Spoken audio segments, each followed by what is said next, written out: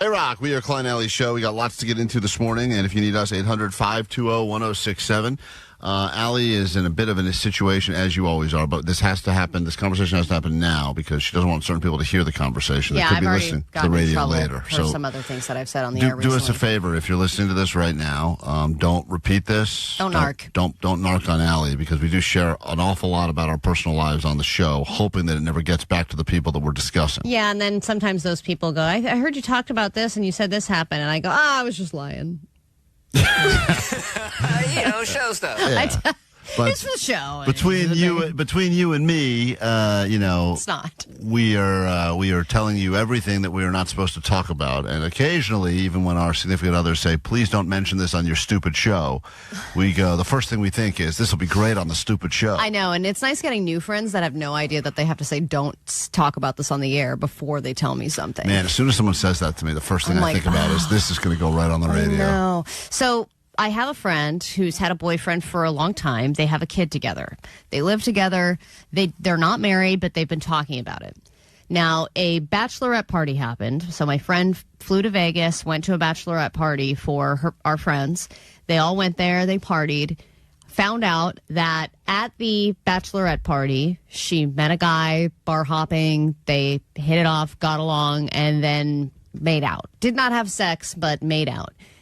Whoa, made out is like a very vague. Hardcore made out. I think it was starting. Involved? Actually, I didn't ask that follow up, Omar. I don't know. I think there was feeling happening, but it was starting to go to another base, and then it got cut off. Like another bachelorette party attendee was like, "Whoa!" This was you have a boyfriend making out in a public place, yes. like at a club. Yeah, in front of people. In front of people, not in a private hotel room. No. All right. What's the level of drunkenness? I think very. Yeah, man. Very intoxicated. Very intoxicated. Everyone was very intoxicated. Bachelorette party. Yeah. But had everyone's got the sash. It's a whole vibe. Right. Penis straw, sash. Totally. The whole thing. Walking through, someone's got a half of a heel off. It's one of those weekends, right? And so now. I think Johnny's in Vegas right now with a penis straw for the No Doubt thing. Just because he thinks it's fun. Yeah. He just likes the penis straw. Look at that straw. It looks like a penis. Reminds me of my herring process. Or like that's right. So now another friend is upset about this. Why? And thinks that we should tell the boyfriend. And I don't think... We should tell... Whoa. Yeah, we don't want to be involved at all, especially because this is just a Vegas weekend. It's not like she is cheating necessarily. It's just I saw a guy in Vegas. We are drunk and making out. And that was a cheating instance, though. Is it? But was it? But if your memory's blurry, you're drunk. Right. That's Whoa. not. That's just an excuse. Hold it's on. making out, which is so harmless. It's I mean, interesting. I really do think, like for me, I'd be able to get over it quickly, but it all depends on the boyfriend. I mean, I wouldn't interject here at all if I was a friend. Yeah. Oh, yeah. That's We were friends with her first, not the boyfriend. What I so find I more, have allegiance what's to her. more interesting about this is that Omar and I think, consider this to be cheating, a violation. But you is a violation, but you and for sure. Vanessa are both going, this is just Vegas. This is just a Vegas. This is just Vegas bachelorette What party. if- stuff. what if the tables were turned? Energy of the party, like you're like, woo, shot. Oh my God. I What wanna if the kiss tables you. were I turned, wanna Vanessa? kiss you. Right. If you had a exactly. boyfriend, a sexy chef, and he goes to Vegas and makes out full on, would you be upset? I don't know. I haven't had a boyfriend. That was so desperate. Honestly, I think I need to know, okay, well, how drunk were you? What was the energy? And I'd be like, you know what? You were having a good time. Now, Allie, do you think there was any sort of permissions granted? For instance, No, you don't think so? No, this boyfriend would be very upset. Oh, he would be. Mm-hmm. There was no like, hey, And they it's have a Vegas, child together, you have said? fun. They have a child together, Damn. and they're even starting to try for another child. Whoa. But okay. he is one of those guys that's very black and white. It's not. There's no gray area with him. I don't think that he would understand. I don't think that he's even been sensitive about her relationship history because we've made jokes about her being with a lot of different people, and he I'm doesn't sure he like loves those that. jokes. Yeah. Oh yeah, Jesus, man. she's a real whore bag, but just She's jokes. settled on you. Yeah, he doesn't like any of that stuff. So if she was whoring in Vegas, I don't think he would like it Well, either. look, I know for I know a situation where a similar thing happened. Girl, but this was different. She was the bride to be, and she went on a bachelorette party. Right. And she, I believe, fully, had a full cheating experience with someone she met in Vegas. And the maids of honor all got together and told the guy? the guy. And the wedding got called off. Whoa. And they broke up, and it was and I think she lost a lot of friends in the process, and they decided that it was their place to tell him. And other people go, well, I thought that was the whole idea of the bachelor party. You get whatever out that of your conversation system. needs to be had before the bachelorette party. And that's the thing. I always think the cheating is much less. The cheating sucks, but I think it's much less of a situation than the dishonesty or the hiding of stuff. That's the part that I think really is what is a breakdown in the relationship. She doesn't want him But ever also to know. the degree, that was full-on sex, not just making out. And but the thing that, for me, is that it probably would have gone farther. Oh, because he got stopped. She got stopped. Yeah, but you can't get mad about hypotheticals. But I know, they're but- not going to have sex in public. Well, no, but they she's would have saying, gone But there's somewhere. rooms everywhere. right. Yeah. But I actually think that it's going to sound crazy, but I actually think the making out part is almost more aggressive than it had it been just like no making out and just sex. Oh, No really? way. No. That's cheating. The kissing. Making out is I like think it's one and the same. Cheating No is cheating. way. It's See? interesting, too, to because me, there's like no degree. But again, I'm the type of person that was like, okay, I understand it was a fleeting moment and it just happened. I would be able to get over it. There's a lot I'm not going to throw my entire relationship away just exactly. because of this thing. And then it's what's truly ironic is Katie and I were talking about this last night, and she was like, I don't really think it's cheating. And I was like, I kind of don't either. And she's going to Vegas this weekend. Oh, Maybe I should have said, I do think it's cheating. this whole thing was just her just trying to gauge what you will allow her to do in Vegas. Hey, Casey, good morning. You're on KROQ. What's up? Good morning. First of all, I love your show. You're awesome. Thank you. I agree with Omar. It's cheating, like for sure. She kissed another guy. She has a child with this man, and she's making out. Maybe she needed attention, maybe whatever it is, but she's the one that should tell. I don't think the friends need to get involved. Yeah, but if she doesn't, but I guess if she doesn't want to tell, and she doesn't want to tell because he would not be like that. Would probably end their relationship. you think he would? You think he would be out? Yeah, he would either be fully out or he'd be out for a long period of time before he came back around. Yeah, well, all right, Casey, that's a female perspective, so it's definitely cheating. Wow, I'm surprised. But a lot of people on the text line agree with her that it's completely 100% cheating. Yeah, well, look, If there's any kissing involved, it's cheating. it does. No matter the scenario. And this is where you start going, where it happened matter? Do the degrees of what happened matter? I think it 100% matters. The fact that you were at a bachelorette party in Vegas. I think that's just more cliche, but I don't think that means that gives you any more, like, yes, I agree. You hear that as the reason why. It's not like she met a guy at a Whole Foods in West Hollywood and ended up, I guess a guy would meet a girl there at West Hollywood Whole Foods, but a guy would meet a guy there. Right. But you know what I'm saying, Allie, hypothetically, right? But the point is, anyway, people are very fired up about this. I want to get, hey, King, we'll give you the final word. We have to take a break. King, go ahead. Yeah, so my thing is I think cheating is cheating no matter what. It doesn't matter if you're drunk or you're sober. You should know whether you're in a relationship or married or not. So, yeah, that's BS. And that's a male perspective right there. So now you have both female and male that are both saying it is cheating. Now we have a person who was born and raised in Vegas on the text line saying that they believe it's cheating. And they're in Vegas, so they know what goes on there. So and they now, have the when in Vegas excuse is probably rampant in that city. So the big question now is, what time does your wife leave for Vegas, Allie? She leaves at 9:00. Okay. Cheating by 10. KROQ Road Trip USA 2026. Your favorite K-pop bands all across America. Stop number 6. Orlando, home of theme parks, alligators, and air that you can practically chew. And this summer, it's where you'll dust off your studded belt and reactivate your MySpace page. When KROQ sends you to Florida to see the Paradox at Vans Warped Tour. Hey, this is Eric, and we're the Paradox. No matter what you say, I'm gonna live my way. Listen every hour from 9 to 6 to win your way in to see the Paradox at Vans Warped Tour Long Beach. Along with over 100 bands, including Papa Roach, Third Eye Blind, Joyce Manor, Taking Back Sunday, and more. Why you gotta do me like that? Gotta do me so bad. How did I end up going on a bed? You'll instantly get on the standby boarding list for a chance to see him again at Vans Warped Tour Orlando. Courtesy of Insomniac and Virgin Music. I wanna run away, but it's hard KROQ to win. The world famous KROQ.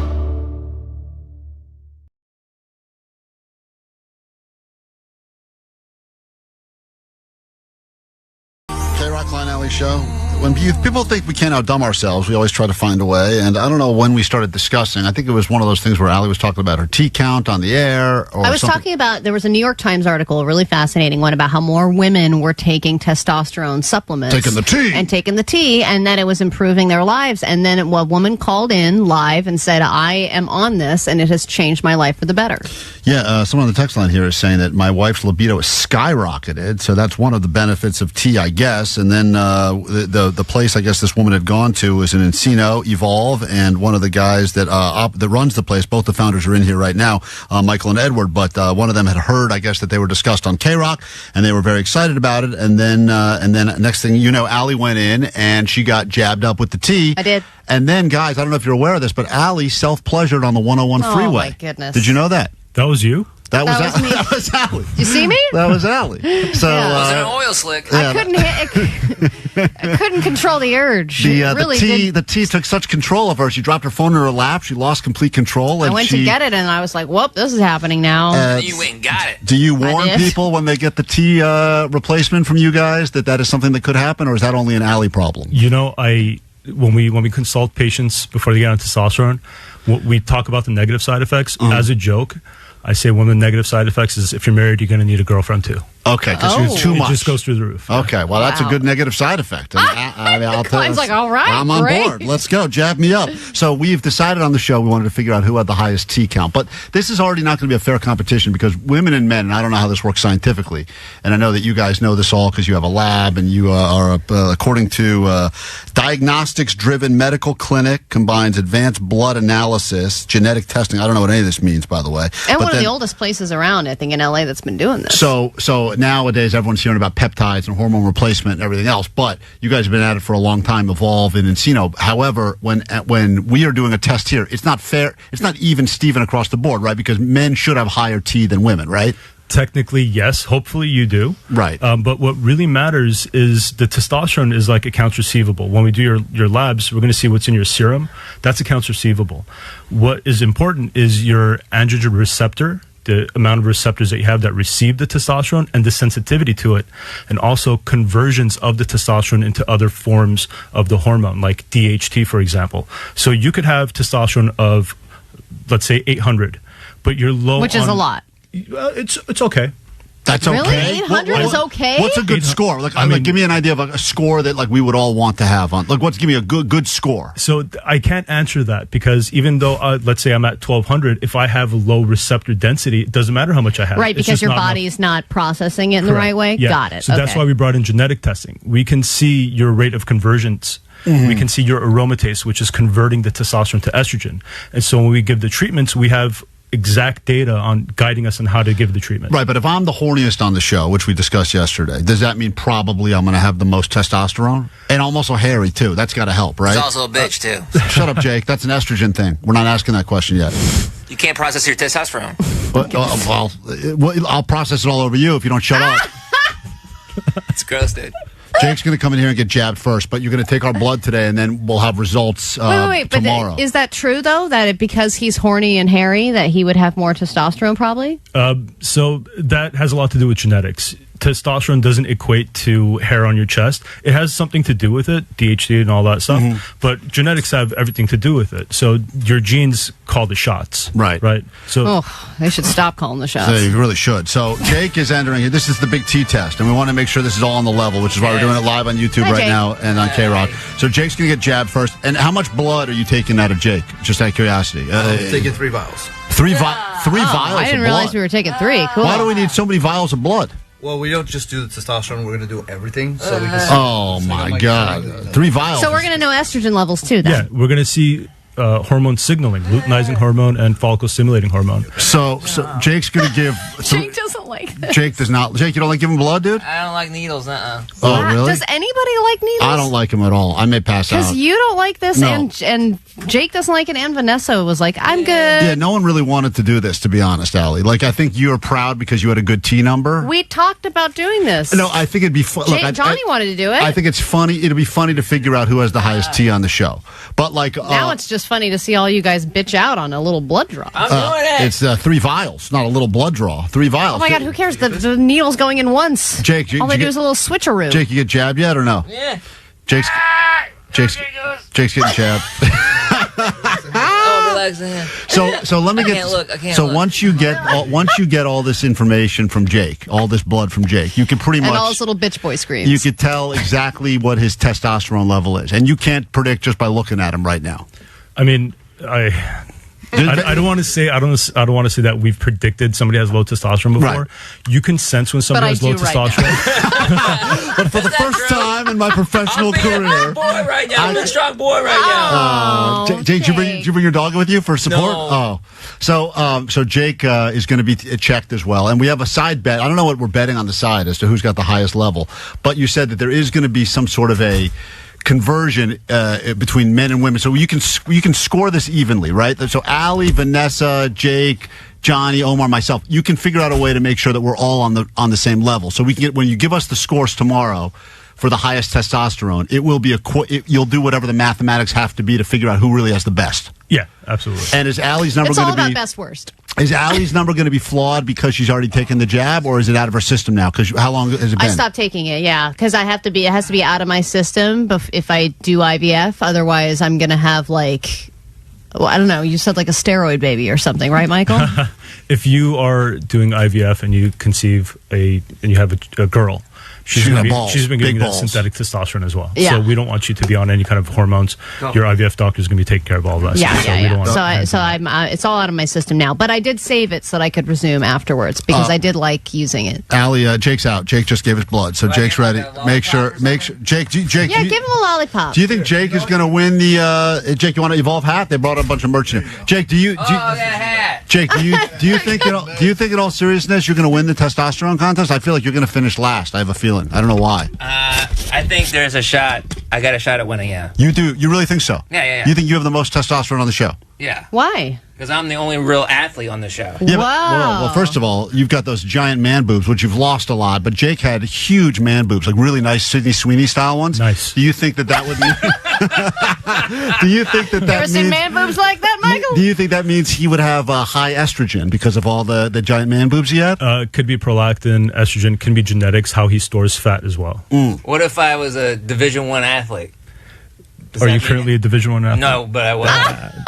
But it was like track. I mean, it was like cross country or something. No, right? it was track. It wasn't a real sport. It was a real sport. Do you have muscle behind the fat? Yeah, I'm ripped. Yeah, okay. Well, his boobs are very hard. It's not like they're moobs. Like, they are breasts. Yeah, they were not voluptuous breasts. We did you want to touch them? We did motorboat them one time, and it was like really painful. So it wasn't like fun. All right, when we're off air, I'll motorboat. All right, I'll see what's going on. When we, Allie, I'll see what's going on. Allie, you're going to hop in the hot seat next. Okay. And then we're going to continue the blood draw next and figure out who wins the T-test. Klein Alley Show. Place your bets. Already the text line is overwhelmingly deciding that Johnny is probably going to win this thing because he's the youngest. But just quick question. The guys from Evolve are in here to take our blood, and then tomorrow we'll get the results to figure out which one of us has the highest T on the show. And I know there's a bunch of other things you could test for, but we're focused on the T now. Allie just gave her blood. Allie gave her blood. I got my hat. And Allie got her hat too. Hey, a question though: is the fact that Johnny is the youngest on the show? Does that mean that he has a better chance to win the T count, or no? I really hope so. Because I would think that Gen Z, they seem real soft. They're not into sex and stuff. Wouldn't you argue that Gen Z, a lot of those guys, maybe because of all the soy or whatever, the seaweed snacks they had, no peanuts, that maybe they're not going to have good T count? That's why I said I hope so. Because we see a lot of young guys, I'm talking about early 20s, coming in with really low T. Really? Yeah. They have luteinizing hormone. They have a signal to make it. They're just not synthesizing it. Why? So it's a lot of the things a lot of the habits that we have. Guys aren't going outside anymore. They're not getting enough sun exposure. They're not eating enough red meat. also there's a lot of stuff in the food. So that's why we brought in a lot of food sensitivity testing. You know, we were talking about earlier on the show today, Rambo. I know you've never tested Rambo's tea, but I would imagine probably the highest number in the history of people, right? I mean, it would break our machine. Yeah, for sure. See that, Allie? That's important. And then he could break the That's machine how and important shoot Rambo is. So give me an idea of a score, because tomorrow we'll get the official results. And I'm seeing here that a normal testosterone count for adult men is somewhere between 300 and 1,000 nanograms. Wow. I don't even know what that works out to. Sounds delicious. And then, so give me, yeah, it does sound good. And women is somewhere between 15 and 70. So obviously you'll figure this out tomorrow. And I think, Klein, when I got it done the first time, I think my level was 19. So I was on a very small amount. It was like, oh, let's put you on like 10 more. And it does make it, the little goes a long way because it made a big difference for me. I would like to break the record. What is the highest T count you've ever seen in all your years of doing this? What's been the highest number you've seen on a...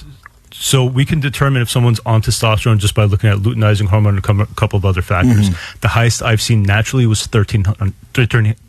Jeez, I can't. 1,300? I'm going to try to beat that record. And what did that guy look like? He was a professional athlete. Oh. Yeah. So it's possible to achieve higher than 1,000 So naturally. do you think, so guys, do they increase their testosterone levels by taking like creatine and all that crap? Creatine would have a downstream effect on uptake of testosterone. It's not going to positively directly do it.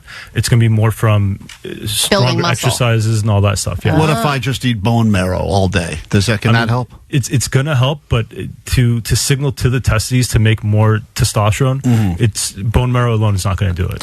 And my goal, Allie, Not strong enough to signal to your testes. Oh, too damn you testes, pay attention. Wake up, guys. Johnny's getting jabbed right now. Johnny, you all right, buddy? Yeah, he pulled it out, and it hurts a little bit, but I'm all right. We talking about the needle? Yes. All right, just making sure. Johnny's been known to do Very things. interesting testing process. This is actually Ed's first day. Yeah, okay. All right, it is pretty tight. All right, well, I'm excited. Once again, we're streaming live on YouTube now, so even during the songs and the commercials, you can watch us on YouTube as we are giving the blood to do the official T-test, and then Good job, tomorrow the Johnny. results. Allie, how much money are we going to wager on this? The highest T count on the show. So, I think, my question is, should we wager money or food? Well, I think we should wager money, but I think a dollar amount should be associated to each level of tea. So, like, for instance, if we go $10 per tea and someone's got, like, 300 tea, then all of a sudden we're up to, a good amount of real money. So we could bet the winner gets the amount of money that they have for the highest amount? Yeah. Yeah, okay. Vanessa's about to hop in the high chair now. And Vanessa hates... Do you have something special for children that you do when you take their tea count or no? For children? Yeah. Yeah, no? I'm an adult. Okay. All right. There you have it. Vanessa's an adult. The T-test continuing right now on KROQ. Results tomorrow. And new hour of the show. And more spots on the standby boarding list coming up. Klein, Alley, Show! Mornings on KROQ! 106.7 KROQ. Green Day there on KROQ. We are Klein Alley Show. It is Friday morning, and we're about to get the big results of the T-test. Who's got the best test on the show? You've heard a lot of talk about all things testosterone. Allie started taking the T. Because it was recommended by a listener. She got so horny. We were talking about this on the air. My Someone sex called, life was great. said they went to some place in Encino called Evolve. I didn't even get into this yesterday, but apparently because of our talk about Evolve, and Mike is in here, he's the founder, someone reached out to you, and then you ended up actually saving someone's life. And I bring this up now because in the last 24 hours, we've now saved a dog's life, and we've done a few other things. But explain quickly before we get to the results of the big T test. And you do have the results, and there is a definite winner, you've said, right? Correct. Someone definitely has the best T on the show. Yeah. And it could be a guy, could be a girl. He's figured out how to do this, and we'll explain all that. How did we end up saving someone's life? Because this is a crazy story. So I want to respect the caller's identity as much as possible. I'm not going to say if it's a man or a woman. This person heard whatever happened on the radio. She came in for a consultation. She. Could Could be a he. Could be a he. We don't know. We don't know her name yet, Right. but Maribel came in. Well, I'm gonna she's throw a from curveball. Pacoima. Yeah. And then he came in. Okay, Right, got right. Ooh, now Keep I'm on your confused toes. again. We didn't see that coming. Yeah. Person came in, did labs for the first time in like 15 years. We saw that the glucose was extremely elevated, in risk of going into a diabetic coma. Oh, wow. Immediately sent to the ER. Definitely one of our listeners, by the way. Oh, that makes sense. That tracks. Yeah. That does track. High glucose. Diabetic coma. That's our sweet spot. That's where the show gets real funny. Isn't that how Blind Charlie went blind? I think so. Yeah. So that person, he or she, called like a few weeks after that. Yeah. They're like, dude, you saved my life. Because Wow. as soon as they went to the ER, they took immediate action, got on the appropriate medication, better lifestyle. Wow, it's crazy. Think about that, Allie. All the stupid things we say on this show, and occasionally we end up saving a life or two. Mm-hmm. We need these listeners. That's why you got to stay alive, just for us, selfishly for us. Well, and I think a lot of people assume that this stuff is super expensive, too, because when I went in, it was like, oh, I don't know, labs. Like, anytime I go to get labs done, I feel like, I'm like, how necessary are these? But you guys do it all in-house for free. Yeah, if you're getting on our treatments, the lab work is included. If you go to like a big corporation, it's going to cost you like $2,500. Yeah, I know. It's on the house with us. I just saw something yesterday, something that Equinox is offering, and there's already 1,000-person wait list. It's $40,000 to do it, and it's like, they do the, it's all like this. To do what? Well, because everyone's now looking for scientific hacks so that they can, look younger, be younger, feel better. I think we all got caught up in that documentary on Netflix, that guy that eats a handful of nuts in the morning and doesn't eat all day, and he's like 75, but he looks 20, that weird guy that shares blood with his son. So I think everyone's looking for ways to hack the system, and especially in Southern California, so you have all these Everyone people wants to live forever they're around doing here. it, right? So the concept of science, I mean, you look at Tom Brady, you go like, something's off with Tom. What's going on with that? And these athletes have been doing this for a while, some of this stuff. Now it's just available to regular people, but Evolve's been great to us, and so we're so happy you had reached out to us originally, and when we said we had this dumb idea for the T-test, you're like, I'll give you guys, I'll check all your testosterone. So here we are. Now, Johnny is feeling so confident. He's been flexing all day today. Yeah, Johnny, you think you've won the T-test? No question. I've got to, man. I'm the youngest. I'm the buffest. Like, I got Mother Nature on my side, If baby. you do not win the T-test, are you prepared to do 5 minutes of comedy at Jake's stand-up show as well? Hell no, man. Jake's comedy show? Yeah. You're so confident. You said you came in earlier. You flexed with both muscles. You said, I got this thing. I already know it. So I'm saying, if you're that confident, why don't you just say, if you don't win the T-test... All right, I'll put my money where my mouth is. Yeah, I'll do it. Yeah. All right. So Like there a you real go. man. 5 minutes Like a of real comedy man. at Jake's T-test. Now, the way that... Done, son. Michael, the way that you have decided to make this even, because I got my levels checked, Allie did, Vanessa did, Johnny and Jake.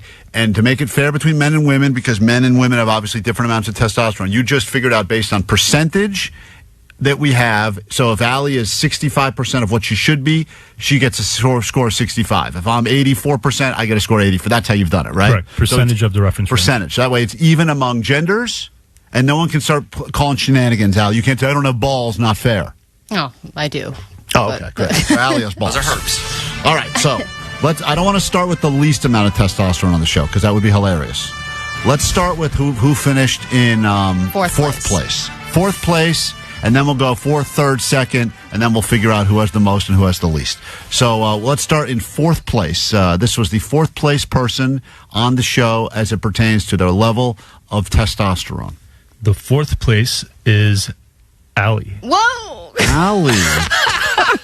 Allie, congratulations. I'm not first or last. That's me, baby. Think Average. Well, fourth is near the bottom. Below average. Below average. That's me. That's me, baby. Now, Allie is not currently on the T, but when she was, you were very horny. Yes, I was. But when I originally got my labs done, they were on the low side, you even were for low. a woman. Okay, low for a woman. Yeah. It's interesting because you wear a lot of suits and stuff. Like you have a lot of. Does this To mask the low T. Yeah, should this affect Allie's testosterone level, Michael? That she wears a lot of manly clothing, cargo pants, I'm wearing flannels. military fatigues right now. Wouldn't you think some of that would rub off on her T count or no? Absolutely. Yeah. Even how you stand, if you do like the Superman pose, that can slightly increase your testosterone. Are you serious? Yeah, absolutely. It's going to put us out of business. So these broad, bulky shoulders? Yeah, I can't believe when Allie does drink whiskey, she has this like weird saloon walk that she does, and I'll tell you, it's Like I just got off a horse. Yeah, it's like a very burly walk you have. I'm shocked. I thought your number would have been higher. All right, but Allie's in fourth place. All right, in third place, this person on the show has the third most amount of testosterone. They're not the winner, but they're not the loser. It is Jacob. Whoa! Jake? Average bros! You're a lady, Jake. Did Jake barely beat Allie or no?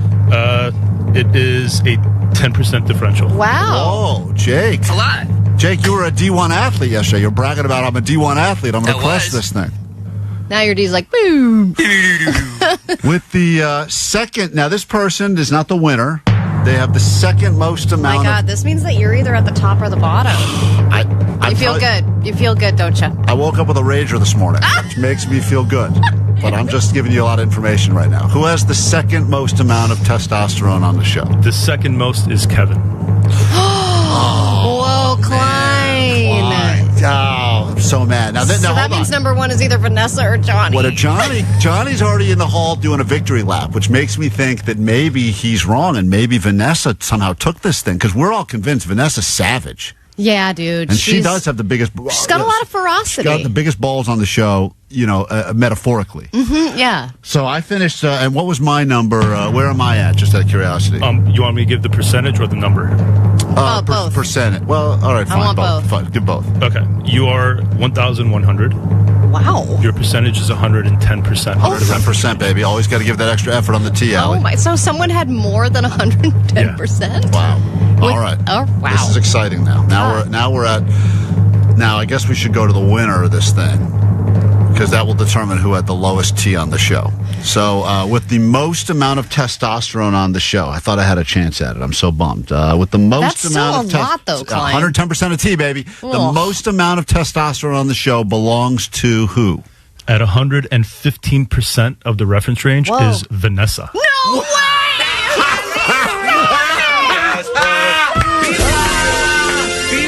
Is this real? Is that true? The kilometer is going way off the charts, bro. Is this for real? Yes, This is not a Vanessa. joke. Vanessa, That's a joke. you got the top T, baby. Oh my God! You Is got the this T. serious? I knew that, Am I Vanessa. boy? Johnny. Dude, you can't look. Johnny's so upset right now. Oh, wait. Johnny has the lowest T on the whole show.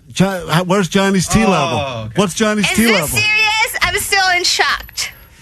Yeah, we're not lying. That's true. What does this mean? Yeah. But Vanessa has the highest percentage of T on the show. So then, what is her level for a woman? Like, what is her number? She is at 89.6. Whoa. Wow, and what does that equate to percentage-wise? She's 115%. 115%, 115th percentile of T. Wow, Vanessa. Big balls, Vanessa.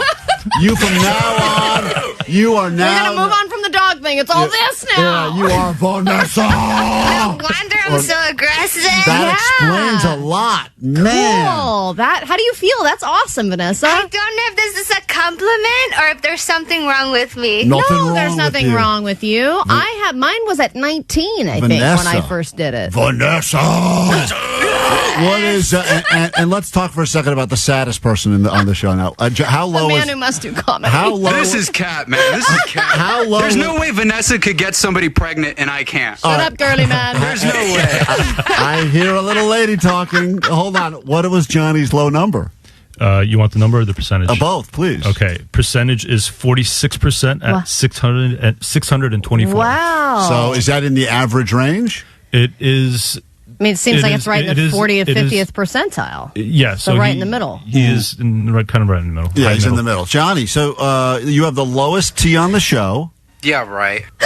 It's true. We did lab work. We did not do Johnny. anything to Michael to change his.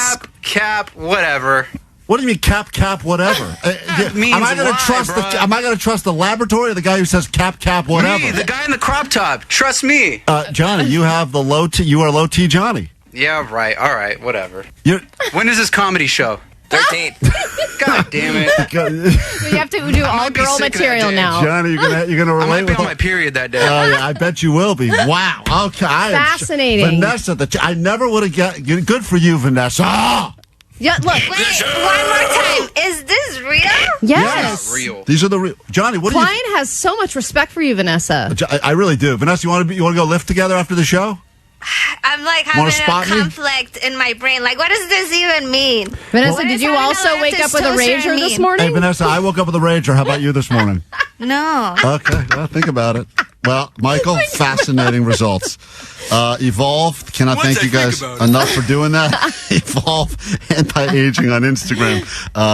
EvolveAntiAging.com. A lot of people reached out to us about you guys since yesterday.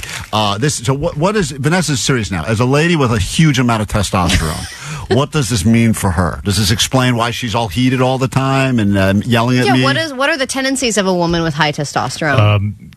Excellent libido. energy, cognitive function, being locked in, having excellent memory recall, good body composition, just so many good things. Wow, wonderful. Maybe I wonder if that's because she's been running a lot lately too. She's running constantly. Yeah, that's true. You have been running a lot, Vanessa. Yeah.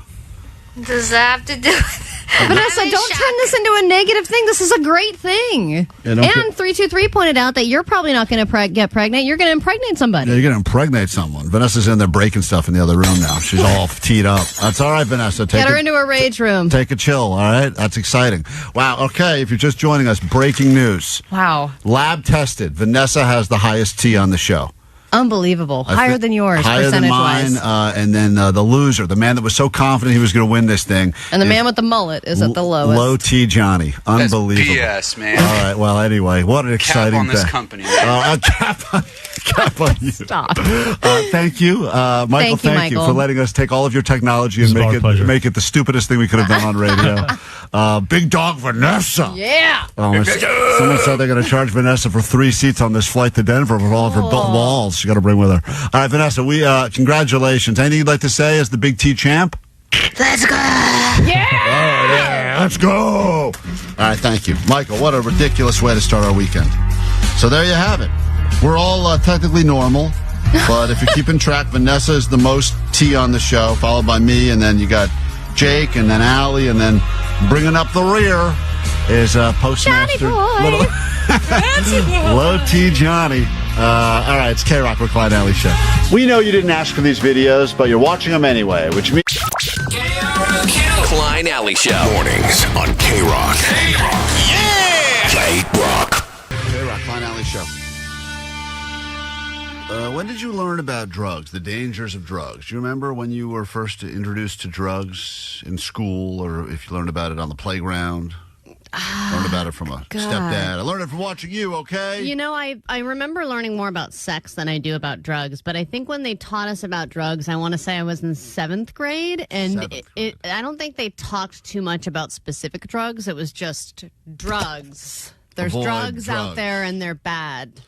My kid, who's in 3rd grade now, came home yesterday and said that she was taught about drugs. They started teaching about drugs in 3rd grade. They don't clear that with you, by the way. My school, they clear like any kind of like drug talk, any sex talk. To be fair, Omar, they probably did send us something that I never read.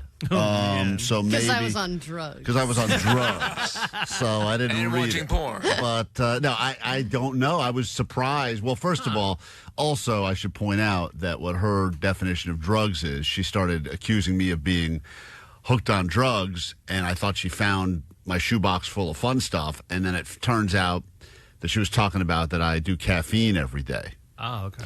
And that caffeine, she wanted to let me know, did you know caffeine is a drug? And you and Mommy drink a lot of coffee. Oh, dude, this is that if you have sex once, you're going to get pregnant kind of mentality. Right. Coffee is not a drug. Of course not. I mean, it is. You want to know a real drug? Right. Meth, that's a drug. I was going to tell her. I was like, you think that's a drug? You should see what I got in the shoebox you can't reach.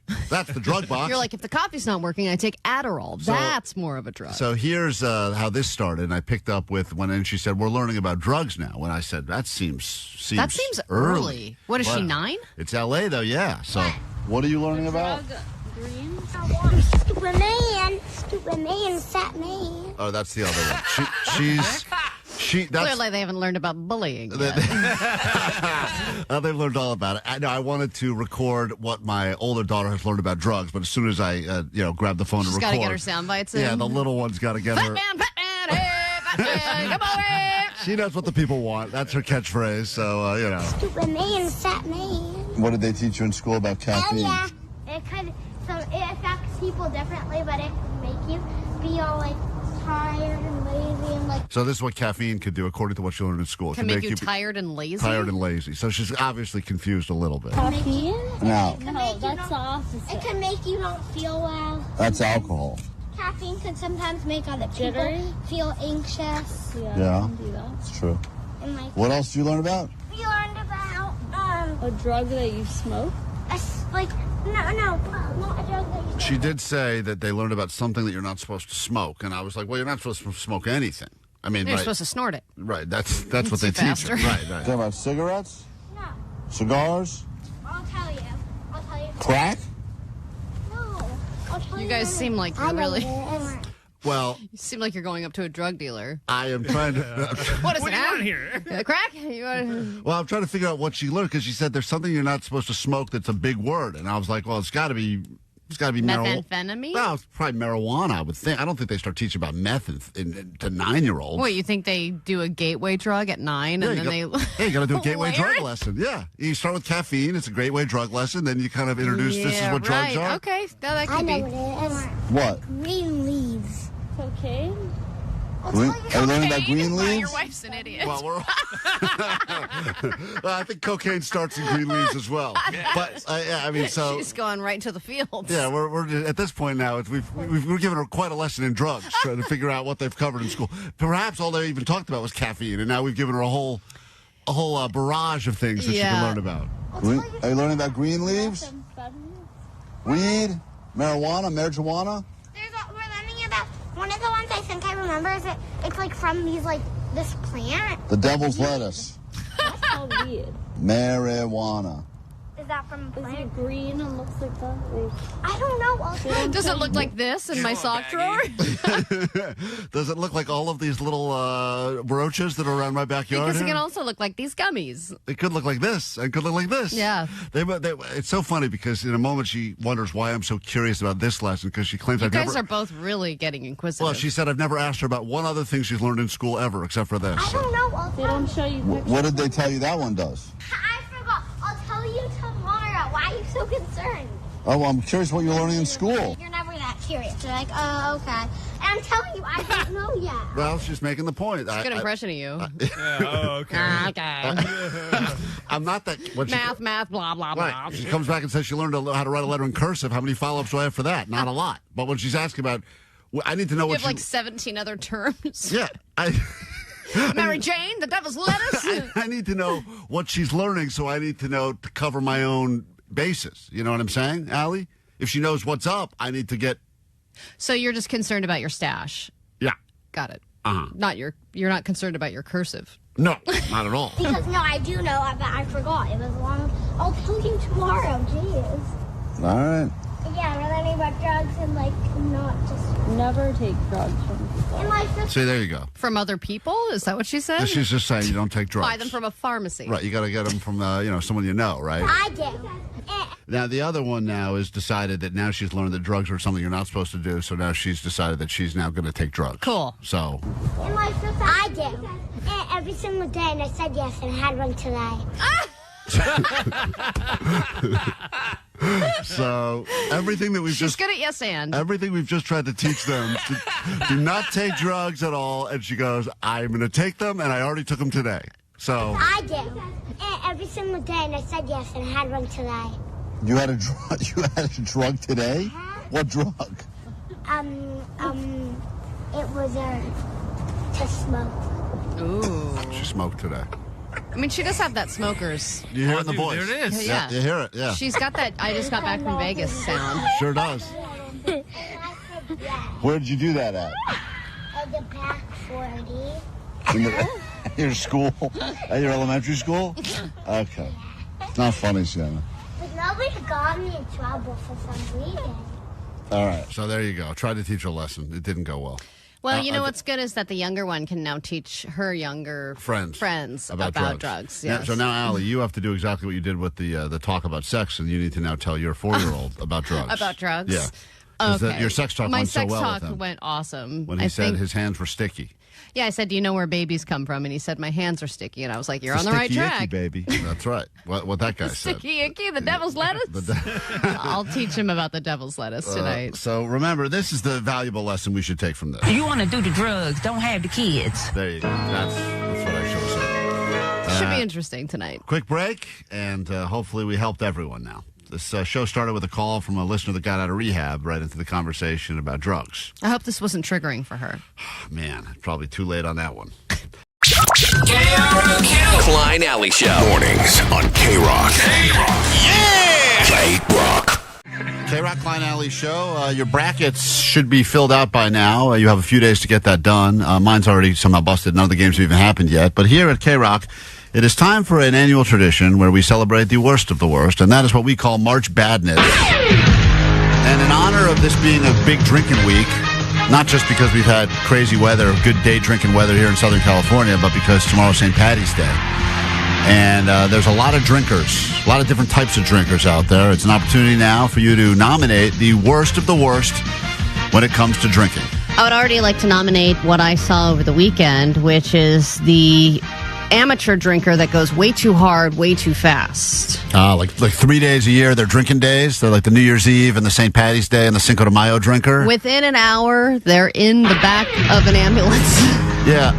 Or getting some kind of medical attention at the St. Patrick's Day parade. It's always funny when you show up to like a festival and you're there relatively early and there's already someone in the first aid tent on the stretcher. It's been at 1 hour since we opened. Right. Because at some point you're like, I will drink as much as I can drink as quickly as I can drink it. And then you get to a point where you're like, I got to figure out a proper way to pace myself so I'm not the person in the first aid tent by 9:30 a.m. Exactly. Right. So you got to nominate that person. The number to join us is 800-520-1067. We will take our 8 favorite, throw them on a bracket, let you battle it out on Instagram. But it is all about nominating the worst of the worst in the world of drinkers. And there's so many different ways that you can be a bad drinker. Yes, Omar, you're next up on nominees. I want to nominate the guy where you're feeling good, you're drinking out. You know what? Let me buy you a beer, and he proceeds to order a pitcher of beer. Oh, that's the worst. And then you're hooked on you're on the line mooch. to pay for the entire pitcher. What's the worst is the guy who offers a pitcher then blames you for it. When you say to someone that you work with, I'd like to buy you a beer, which beer would you like? And he says, a pitcher. Uh-huh. There is that person, though, where you're like, let me buy you a drink, and they order something really expensive. Not even just a pitcher. It's like, I'm going to get top shelf booze or whatever it is. And you're like, hey, I didn't want to spend $28 on your drink. Or also, I mean, I guess this would be a different nominee altogether, but the overcomplicated, like it's a drink. Oh yeah, and the person acts with as a if. Twist. Right. Can you make sure that is you rub the rim with the lemon and you do a twist? Not I don't like it very dry. And then you even ask, what do you got back there? What kind of vermouth is that? Yeah. 805 wanted to nominate the person that asks to taste test everything. Let me try that beer. No, not that one. That's also Jake, by the way. I don't taste that one. That wasn't me. I don't like that either. Could you bring me a sample of that one? Try that one as well. How about the person that returns a Budweiser? Someone pointed out. Yeah, that is Bud crazy. Light, and it was skunky, and I was right. That was also Jake. That's amazing. How many of these nominees are all stuff that Jake's done? Didn't you also get offered to buy? Someone bought you a drink when we were in Colorado, and you bought like a drink that was flaming? No, that was with a drink ticket. Okay. But yes, but it's still the most expensive. But they told me to use the tickets for those expensive drinks because they were used for that, and they told me hey, don't use this for a beer because you can just get beers for cheap, but these are good for the cocktail and the special lounge. So funny. Did I see that you didn't know how to blow it out and you didn't know how to drink it? You were going to drink it while I was on fire? I just asked if I was supposed to blow it out. I thought maybe it went out by itself. Yeah, 714 said the nominee is for the person that gets the "Hey, look at me" drink, which is totally either on the fire flaming drink. Or He did it himself. My recipe didn't call for What flames. nominations are not Jake? At this point? Every nominee is Jake. You're going to win. You're going to win. Jake, you're going to win March Madness. Unbelievable. Hey, David, welcome to KROQ. It's March Madness. Open nominees in honor of this being a good drinking week, St. Paddy's Day, good weather, etc. What is your nominee for the worst of the worst in the categories of drinkers? The emotional drinker. Yeah, the one who brings up their ex or the past or anything that they can find a reason to cry about. You could be having a great time, and someone could have one sip of wine and start a drink, and they're like, "I love you, and I'm so missing you." And we have a drunk friend who will make backhanded comments. The drunker she gets, and be like, "Anyway, you guys never invite me to anything," and you're like, "What?" And you're like, but then when she's sober, it's like, hey, oh my God, so good to see you. And then it's like, anyway, the birthday party, where was I? Guess I wasn't there. 626 would like to nominate the person that has such a complicated beer to pronounce that they... oh, that's a good one, too. They say it's pronounced Francis Connor or Weifensponsor. God damn it. That's an interesting one. Francis Connor's easy to say. Yeah. 562 wanted to nominate the person that you have to take care of, a.k.a. the guy from Breckenridge who got brought into the back of a cop car. Oh, right. Yeah. Not me. Yeah. That one was not the first Jake. not Jake. That was the first not Jake nominee we've received in this round of March Madness. 213, the drinker that starts hitting on everything with two legs once they're drunk. Yeah, they get sometimes the amount of confidence that someone gets with the amount of alcohol doesn't add up. Like you've had one sip of beer, and all of a sudden now you're like whistling at people as they walk by. Yeah, and that's usually the same person who can also that they don't have a sense of personal space. They usually get really close to you or start touching you when you really don't want them to. Laura on KROQ, it's March Madness, the first official bracket of the season, and we were trying to figure out who is the worst drinker. And by the way, also a good public service announcement if you plan on doing some day drinking tomorrow or perhaps today. Some people don't wait around. Allie was drinking St. Patty's Day drinks all weekend at a big St. Patty's Day parade. Hey, Laura, who's your nominee for? Or that person that sits for everyone that's buying rounds, and when it's their turn to buy a round, they're where to be found. God, that is a great nominee, man. I had a friend. Where'd you go? Balloons. It was just this thing. He's like, I think it's your round. I'll get the next one. I'll get the next one. And then when it was time, when there was no other people, it was his turn. He was gone. What happened last night? I don't know. You left before it was your time to buy a round, you dick. Ridiculous. What about the person who always throws up in the Uber? Always? That person is the throw-up person. And you get in the Uber and you're like, oh man, it's a 20-minute drive. It's going to feel like a long 20 minutes. Hey, Chewy, it's March Madness. We're accepting your open nominees now. We'll put together our bracket and post it up on Klein Alley Show Instagram. You can battle it out with your friends. It's way more fun than college basketball. What's up, Chewy? Sweet dip, guys. What's going on? I would like to nominate the worst of the worst, the guy that shows up to barbecues or group functions with beer only for themselves. Also Jake. Also, someone you could have had some. And then you take the cooler with the remaining beers back home with you. They're mine. Well, that's No, another. but if you bring them somewhere, you got to leave them, dude. another- Communal. No one wanted them. That's another Jake nominee right No there. one knew they were there. They were locked up. Yeah, you took them. You bring your own I personal didn't cooler. drink anybody else's. I drank my own. Right. We would just see him throughout the day. Like, where do you even get that beer? Matt, currently, if I'm looking at the bracket right, Jake is the number one seed in all quadrants of the bracket. Hey, Matt, go ahead. You're on KROQ March Madness. What do you got? Oh, I could probably fill out your entire bracket. I managed Sharkies in Hermosa Beach for over a decade, but worst guy was the guy who would drink 90% of his drink and purposely bump into somebody and drop it on the ground and demand that they buy him a new drink. Yeah, the drink scam. This happens a lot too. People drink most of it, and then there's even if they're at the bar, they do a little spilly. Oh man, I spilled my drink. So you can at least get half of your drink for free. Yeah, the bartender's like, I guess I'll make you another one. But that's a great nominee right there. 408. I wanted to nominate the person that always tries to fight with the people that they're with. Always picking a fight with cousins, friends, whoever's around. 657 wanted to nominate the guy that brings his dog to a bar. People like that guy. Dogs make people happy. I don't want to hear it. Clearly. Congratulations. Clearly, we have a runaway winner in the first bracket. Yes. This is rigged. It's happening before our very eyes. Yeah, look at the text line, Jake. It's interesting. Anyway, we will pick our 8 favorites, and there's so many. I'm sorry we couldn't get to everyone. We'll put the bracket up at Klein Alley Show. You can decide once and for all in the first bracket of badness who is the worst of the worst drinkers. Don't be this person tomorrow or today or any day for that matter. Foo Fighters now. KROQ Klein Alley Show. KROQ Road Trip USA 2026. Your favorite K-pop bands all across America. Stop number 6. Orlando, home of theme parks, alligators, and air that you can practically chew. And this summer, it's where you'll dust off your studded belt and reactivate your MySpace page. When KROQ sends you to Florida to see the Paradox at Vans Warped Tour. Hey, this is Eric, and we're the Paradox. No matter what you say, I'm gonna live my way. Listen every hour from 9 to 6 to win your way in to see the Paradox at Vans Warped Tour Long Beach. Along with over 100 bands, including Papa Roach, Third Eye Blind, Joyce Manor, Taking Back Sunday, and more. Why you gotta do me like that? Gotta do me so bad. How did I end up going unabandoned? You'll instantly get on the standby boarding list for a chance to see him again at Vans Warped Tour Orlando. Courtesy of Insomniac and Virgin Music. I wanna run away, but it's hard to leave. Keep it on KROQ to win. The world famous KROQ. KROQ Klein Alley Show. I'm not thrilled right now for so many reasons. Why? Because you're realizing you have lots of dandruff? Yeah, a couple of things. Johnny goes, well, I don't know how much of that came out. Johnny claimed there was a bunch of flakes in Jake's clippers that got all over me. I saw that, yeah. He might have given you lice. Jake, I didn't de-lice it yet. I have hair all over my face right now. Well, that's nothing new. Please. Jake has fleas. That's right, not lice. Oh, Thank you. that's Blind No, Charlie's no, here. I don't have fleas. I have ants. Ants, yeah. Blind Charlie's in the studio now. He's shaving my head for some reason. We don't even know why anymore. If you're new to the show, it's a lot to keep up with. It's Cinco de Mayo. We're supposed to be celebrating because we'll be across the street in about an hour. And I recommend you get there early so you get locked in on those free gourmet tacos at the Sconso, the limited edition Klein Alley Show Cinco de Mayo shirt, which I'm wearing right now. Currently, you'll get one that's not covered in hair. And Allie, be honest now. How's the haircut look at this point? Well, right now it looks not great. Thank you. Because it's not even yet. But Right. when it's Well, done... it's a blind man cutting my hair. What do you think? It's going to look good? He's just not done yet. I think the parts that look even look very good. Yeah, you're not really shaving your head.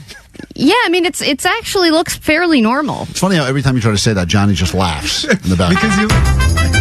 Yes, Johnny, why? It just looks like a different person now. Great. You look like a real foo. Johnny said I'm a certified foo. For Yeah. Cinco de Mayo, I transformed into a foo. Yeah. So- Klein, I think that when this is done, you are actually going to like this look. Yeah, I highly doubt it. Thank you, Charlie, for all those comments. You save a lot on what? Johnny, why do we have full phones now at KROQ, and everyone wants to claim that even on Cinco de Mayo, a day that we should be celebrating everyone's Mexican heritage, that there are times when even Mexicans accuse you, Johnny, a Mexican, of being a bad Mexican. Oh, yeah, a lot of things. I'm a no sabo kid because I don't speak Spanish, or it's not the best Spanish, or like spicy foods. Like I didn't start eating hot Cheetos till like about 3 years ago. Is that the spiciest food you eat? Is just hot Cheetos? That's the only food I know. The spiciest I'd like to go. If you refer to hot Cheetos as your spicy food, you are a terrible Mexican. Totally. Exactly. Well, and also just your diet in general is just kind of like mac and cheese and chicken fingers. Like the kids' menu at any Yeah. restaurant. That's me. Right. So, and you don't cook. I cook, but I'm not like Martha Stewart with But does it bother you when you get accused of being a bad Mexican? Yeah, because it's like, what do you want me to do? I try to speak Spanish. I try to ingratiate myself with the culture, but it's like, you're not really. And it's like, whatever. You wrote a song about tamales. Exactly. Tamales. Thank you, Vanessa. There's a lot of calls on the GOAT line about this, and we'll take some of these live calls now at KROQ, 800-520-1067. Hi. So I didn't know that Johnny was Mexican. He looks like a boy out of Huntington Beach. This woman just thought you were a boring white guy from Huntington Beach. And so, I don't know, I was just thinking, like, you know, Johnny looks... My idea basically is that I think Ali and Johnny should have, like, should only speak in Spanish during the Descanso Cinco de Mayo celebration. I guess as like a wrap-up for Ali for her resolution, and then just because I just want to hear Johnny speak Spanish. I think Ali knows more Spanish than Johnny at this point, to be honest. Sí. Yeah. Estudiando todos los días. So it's an opportunity for you now to brag to us as to why you believe that you are a bad Mexican, even though you are a Mexican. Rudy, good morning and welcome to KROQ. Hi. Hi, good morning. Buenos dias. Buenos dias. Happy Cinco de Mayo. Why are you a bad Mexican? So most people think I could fix things like handyman work, but I can't. I always come to my dad to ask him to help me, like, put the stuff up. Oh, so the stereotype that you must be able to fix anything, and you're a terrible handyman. Oh, yeah, no. I don't know much about, like, I normally just pay someone else to do it. Does anyone go up to you like, hey, can you help me with this? And you're like, no. When I was in college, someone did come up to me saying, like, hey, can you change my oil? And I was like... What a racist a-hole. Very racist. Hey, you, change my oil. Is that racist? And you said I can't do it? Yeah, I can't do it right away. They're like, oh, I thought you can because, you know, you're Mexican. Like, yeah, no, I can't. But Rudy, let me ask you a question. You hire someone to come and help you with handyman stuff. So if a Mexican shows up to help you, another Mexican, does he give you a look of judgment, like when he shows up? No. Specifically, I think I can talk to them pretty, like, fluent in Spanish and stuff. So they're like, oh, okay, like, I just say, hey, I'm going to pay you, and that's it. Like, all right. Well, that's Rudy. Claims he's bad Mexican because he can't fix anything. Well, what is Johnny's motto? What would you said? When in doubt, hire a Mexican, right? Yeah, because they can fix everything. They can fix can do it all. everything, yeah. Let me say hi to Chris. Chris, why do you think that you're a bad Mexican on this Cinco de Mayo? Buenos dias. I don't think I'm a bad Mexican, but my family thinks I'm a bad Mexican because I voted for Trump. Oh, wow. Oh, yeah, that is another way to be classified as a bad Mexican. Do you regret that? Do you regret that, or do you stand by that? Absolutely not, my friend. You regret it. And I'm a full-fledged Mexicano. No regrets at all. No regrets. So this is a Mexican Trump supporter right there. That's another way that you could potentially lose your foo card, as Johnny says. So do you know people personally or even within your family that have been detained? I mean, my family, they're diehard Democrats, but a lot of my friends, a lot of my millennial friends, we're all Trump supporters, the closest people to me, so. Wow. All right, so that's fascinating. someone who claims that he is. Let me say hi to Michelle. Michelle, why do you believe that you are, or why do people accuse you of being a bad Mexican? So I can't roll my R's when you speak certain words or Spanish and stuff. Well, I don't speak Spanish fluently either. But my last name has a double R. And you're supposed to roll the double R's, so I can't pronounce my last name properly. You can't even pronounce your own last name. What is your last name? Garola? Oh, that's a toughie. I don't even know what she said. Golola? Garola. G-U-R-R-O-L-A. Gorola? So it's Yes, Gorola. That's how you do it. You can't But do I that. can't do that. So you just call yourself granola, the whitest of snacks. All right, that's interesting. All right, That's so that's Michelle Granola over there. She's Mexican. That's pretty good right there. Hey, Michelle Ricky, Hidden Valley. Ricky, Yeah. good morning on KROQ. Hi, why are people accusing you of being a bad Mexican? Marco Antonio Solis from Los Busquis. Los Buquis. Spanish artist. Okay. Yeah. I don't like him. I don't get it. He looks like Jesus, Oh. and everyone loves him. It's so funny how many people are saying things like, I don't like Bad Bunny, and I can't even say that publicly anymore. Like, the person, RJ, good morning. Quickly, you're on KROQ. Hi. Hi, yes, my name's RJ. I feel like I'm a bad Mexican because whenever I'm at family parties, everybody knows that Vicente song, the Vincent Fernandez song, Volver, but I don't know it. Oh, so everyone's singing it together, and you're just humming along off to the and side. I'm lipping it, and I'm guessing at all I know is the Volver. That's pretty good right there. But other than that, just to guess the rest. One-armed Gary, good morning. Why are you a bad Mexican? Hi. I'm a bad Mexican because I'm not Mexican. Right. Right. Amen, brother. That is well Amen, said. brother. Yes, what can we do for you, One-armed Gary, in the middle of this very important call-in topic? I don't know, man. I'm just on the way to the studio. Well, go to Descanso. Don't Yeah, come don't here. come here. No, come here. Help shave his head. Go. Oh, yeah. Oh, Did you get your robotic arm yet? No, I get it next week, but I'm going to get my eye fixed. Great. Cool. So you want to have another? So I can have two guys with one eye shave my head. You want to come into the studio and shave my head? Do the final couple cuts? Yeah, can I? All right. Yeah. Yeah. Hold on. Get One-armed Gary up here. Why not? It just keeps getting better. Rachel, why are you a bad Mexican? Quickly. I grew up in a predominantly Hispanic neighborhood, and my grandparents, I'm half French and half Mexican, and my Mexican grandparents told me I was not allowed to take part in Cinco de Mayo celebrations because it would disrespect my French grandparents. Oh. And I had to, in kindergarten, go and try to explain that to them, and by first grade, he just told me, he goes, just tell them that it's a schizophrenic ancestry day for you. Oh, man. All right. Well, listen, there's been we can't get to all these calls. I know there's more on the text line 562. I'm a bad Mexican because I don't know all the Mexican remedies by heart, and I am a bad mom according to my Hispanic community. Yeah, you need those. Those are on the right. Well, we learned yesterday from Omar. You just you feed Vicks. It's just a lot of Vicks, right? Works for everything. Works for everything. Except for stutters. If you want to cure a sore throat but create a stutter, use Vicks. Yep. Here's your offspring on KROQ. We are Klein Alley Show. Happy Cinco de Mayo. Johnny, by the way, who wins that? Of all the ones you heard, you heard a lot of people that claim that they have been accused, like you, of being a bad Mexican because you don't like spicy. You've heard a lot. Which one do you think is the winner of worst Mexican? Oh, the one who couldn't pronounce her last name, Mrs. Granola. Yeah, Mrs. Granola. Yeah, that was you my can't favorite, pronounce too. your own last name. Congratulations. You are officially declared world's worst Mexican. Get her a sash, and we'll give you a shot if you meet us at Descanso. The show continues next. World Famous KROQ. Klein Alley Show. Klein Alley Show. KROQ. We're about to roll out the brown carpet for the Sadie Awards. No sadder color. And it's a beige carpet, actually. And we will accept your nominees for anything you've actually won in your lifetime. Maybe even in the moment you felt good about yourself. Like, for instance, on the text line already, 562 said, I once won a trophy and wore a red cape because I won the Cashier Olympics at Home Depot. Oh, my God. That's amazing. So that is a winner of the Cashier Olympics, which I'm sure is a glorious thing to win. And they said, you'll be now wearing a cape. You can take that orange apron and turn it around and wear it as a cape because you are the winner of the Cashier Olympics. your saddest awards in a time when there's actual real awards and trophies up for grabs. It's always interesting to hear some of the saddest ones that we give each other to make ourselves feel good. And I think Allie did feel good when she told us about this. This is a real award. No, I know it's a real award, but the fact that you have not even technically won it yet, but you're also assuming they're going to give it to you. I am.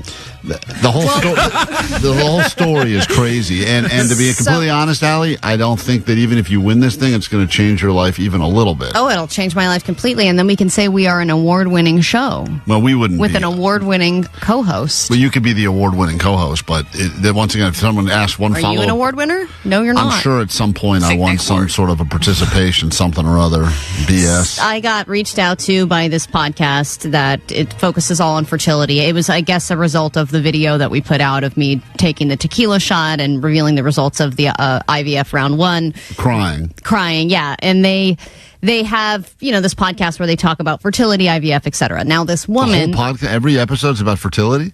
Yeah, they interview different people that are, celebrities or different people who have experienced it, what their experience is, new advancements in the world of IVF. Anyway. Where's that boring drop? Okay. I do the podcast yesterday. It's a very powerful chat, okay? And then afterwards... What'd you talk about? We talked about my whole experience. Boring. Thank you. Okay. My experience was interesting at some points. Boring. That's besides the point. At the end, which it comes out at the end of the month if you care at all to listen what to they should my do? journey. They want it to be clever. I was brave. It should not come once a month. It should not come at all. I know, exactly. That would be ironic and hilarious. Then at the end of the podcast, she says, "Thank you so much. That was incredible. I don't know if you ever make your way out to New York, but in December, we hold our World Fertility Awards every single year. And if you are going to be in the New York area, we'd love to have you at our annual World Fertility Awards." And I was thinking, who invites somebody to an award show unless they're going to give them an award for So you were on this podcast? Yeah, I was on it yesterday. How are you not busy? I was busy. But I had... Seems like everything else should have been a priority over going on the Fertility Awards podcast. No, it's not the Fertility Awards podcast. It's called the Pregnant-ish podcast. What do you get if you win the Fertility Award? A jug of jizz? No, I don't know what you get. I haven't RSVP'd yet. Jug of jizz? It could be. In that case, you should go. Let's give you a giant... I'm just so honored to be up here holding this jug of jizz as the winner of the Fertility Awards. I've won the golden jizz. It seems... It's just a big, like the popcorn. Yeah, it looks just like the MTV Movie Awards, but it's just full of jizz.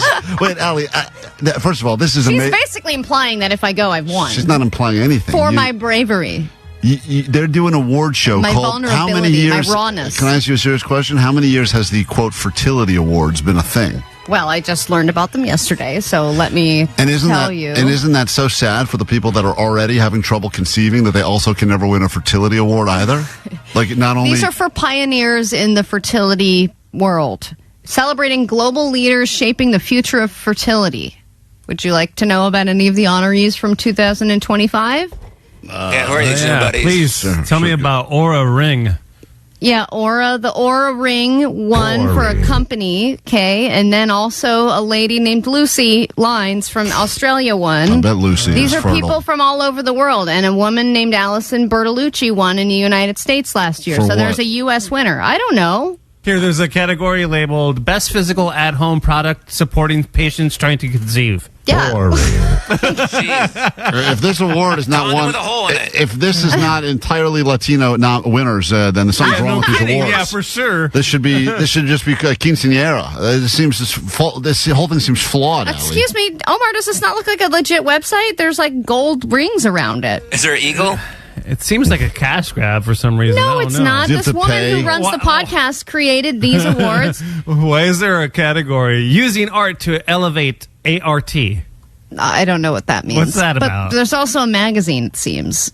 So there's a World Fertility Awards Magazines are scams magazine, and I nowadays. would be featured in the magazine. World Fertility Magazine, like a swimsuit edition or something? But Oh, there's it's like the who's who of fertility. So you got to pay to be in this. You got No, to pay I to don't. be featured? Did No, you pay I to go on the don't. podcast? no. You sure they didn't send you a Venmo request today? Well, I do have something in my inbox here. Hold on, let me see what this is. So you're honored because you believe that you are going to receive an award. What category do you think you qualify for here? This one. Boring.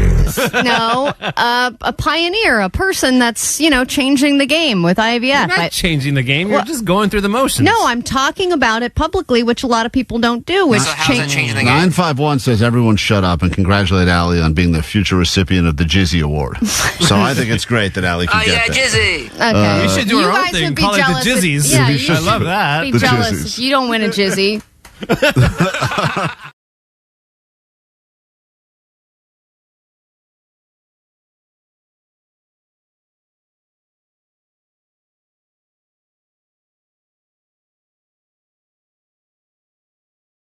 Jake, I brought that shirt of mine you've been asking for 2 years now. This is a T-shirt I've had that I wore in here one time, and Jake said, "Hey, it's such a weird. It's not purple. It's pink. it's Red, red. It's faded pink. red. But it's so weird that I wore a shirt here one time. Jake goes, "Hey, if you ever don't want that shirt, I want it." Who says that to a person? It's so strange. What the hell? Same guy who sits in between two people. And he's been. Is it a Tool shirt? No, it's just a plain red. There's no design on it. Worn. Look, Omar, look at it. It's on the YouTube. It's just this worn ass. It's just a worn. Old, It's like a cool patina. It's an old, it's just old and It gross. looks like a sleep shirt. Is it designer or anything? No, it's nothing. It's a nothing shirt. my And God. Jake You can't buy shirts like that, And man. Jake has been asking me Yeah, you can. What's your price, Klein? annoyingly for the last two. Jake, if you can name your cousin that died, you can have this shirt. No, wrong. It's Randy Newman. So Jake's been asking me, and I finally remembered to bring the shirt in because he's been so annoying about it. Every morning he's like, "Oh man, I forgot to ask Klein about the shirt." Bring that shirt. When are you going to bring me that shirt? So I just wanted to bring you the shirt to shut you up. Oh, thank you. But now I'm thinking, after looking at it, I held it up earlier. Allie said, "You know what, Wrap it around Klein?" his ass. She goes, Keep everything in. she said, Allie said, "Klein, that's a nice shirt. You shouldn't give it away. You should keep it." What are you talking about? She said it was nice. She said it was crappy. No, Well- that's what's cool about it though, because it is a crappy shirt. I'm kind of into it too. I kind of like it. Yeah, you never wear those colors either. I called dibs on this years ago. I want it. Hey, Klein, how much you want for it? I mean, I was just going to give it to Jake for nothing, but $15. done. Whoa, that is way too much, Johnny, Johnny. it's yours. Come on, dude. $15. It's yours. Do you want to Can outbid Johnny it? even fit in that? Yeah, Johnny loves it I think because he's too buff for Johnny, that. come put the shirt on. This will be good for the YouTube audience. You want to see Johnny? Even if it's Johnny shirtless. Even if it's a belly shirt, Johnny will wear it because. Are you going to cut the sleeves off? You should. Yeah, Johnny here. Jake really wanted the shirt for. I mean, I'm not kidding. 2 years he's been asking me about this shirt every day, every goddamn day. He's been asking for this shirt. Let's see if Johnny. Hold on, Johnny's putting on the shirt. Oh, it fits perfect, dude. Look at that. Yeah. Oh man. Wow, that looks good on you. Oh man, it was Vintage and frayed too. This is actually really sick. Cool. like meant to be. Yeah, look at you. Huh? Sorry, Jake. I'll Venmo you right now. All right, thanks, dude. Enjoy that. Jake? You guys are such dicks. I'm pissed. He's so mad right now. Maybe you can outbid Johnny. You Hey, guys can go to hell. Oh, what? Effing 2 years and you just get away like that? Man, it's hard not to cuss right now. Money talks, Jake. What's up? Eat a dick. oh. You can't say that. Oh, God. Why are you so Jake, upset why don't about you this try it? Piss off. He does. He really does want the shirt. Johnny, give the shirt to Jake. Why don't you guys share custody of the shirt? Yeah, would you be okay sharing it with Jake? No, I will not be okay. Come on, I'll get it Monday, Wednesday, Friday. You could have it Tuesday, Thursday. Dude, And the weekend. shut up, you dumb bitch. Damn. So mad. Okay, cross the line. It's done. Why You want in on this? Vanessa, you want the shirt? No, I don't want it. It's ugly. No one wants that shirt. All right. Take a break. Things got weird here. Just What? a shirt, Jake. Why don't we- Relax, man. Yeah, that I want for 2 years and he's Yeah, doing well, it you to should piss me not off. want He a pissed shirt me that off, bad for dumb 2 hoe. years that says something was wrong with you, man. Hey, he wanted the shirt. He has Give asked- him the shirt if he really Okay. wants it.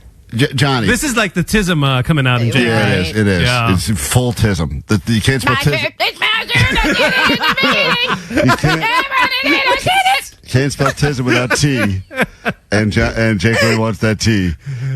Jake, you also have more T-shirts than anyone on the show combined. Yeah, no kidding. You have so many shirts. Not one like that. Oh, give him the shirt. Why don't we do a side-by-side? Let the audience No, I vote. don't want to do a side-by-side. Jake will post it, wear it. Johnny will wear it. I'm not doing that. It'll be a who wore it best situation. Don't care. Hey, Johnny can have it now. Oh, guys, He's so I feel upset. bad.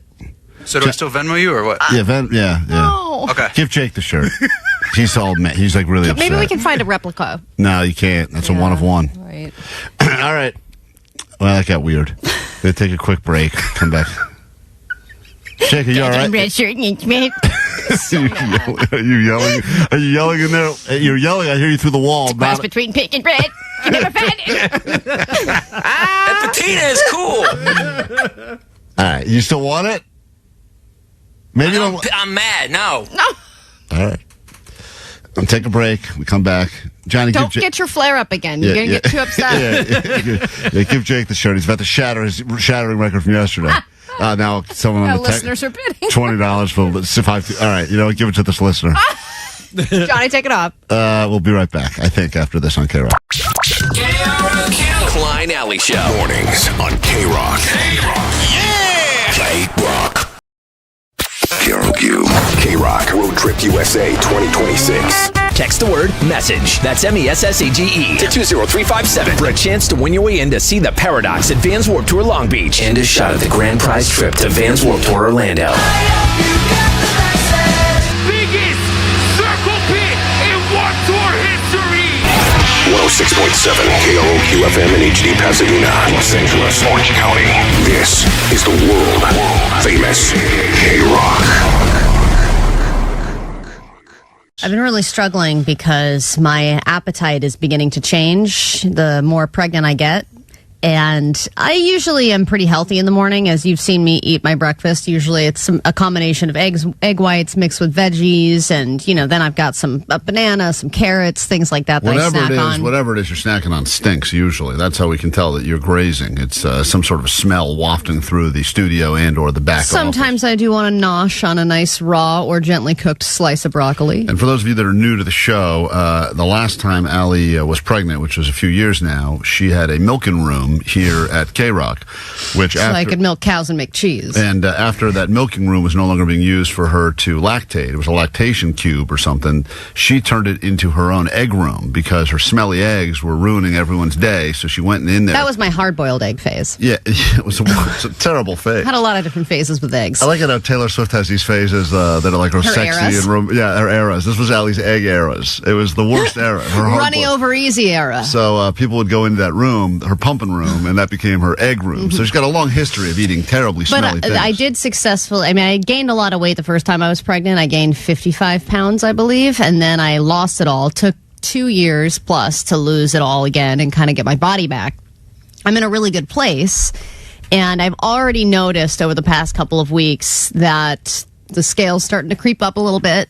That's my a good sign. appetite is, it is to a degree. Show's Right. gonna be funny again. But I How don't. much weight on average are you supposed to gain during pregnancy? They don't really have a number Oh, they necessarily. I don't? think most people gain about 20 to 30 pounds. But let me just... And you gained 55? Yes, Yeah. correct. Yeah, Cool. And her son... You gave no Fs, did you? What was he? No. What was he, 8 pounds at birth or He something? was 8.7. So let's I do some believe. basic math here. Hold on. So carry the 1, 8 pounds. So Allie, so that was 8, that takes care of 8 of it, and then the other 40 something was you, all you. No.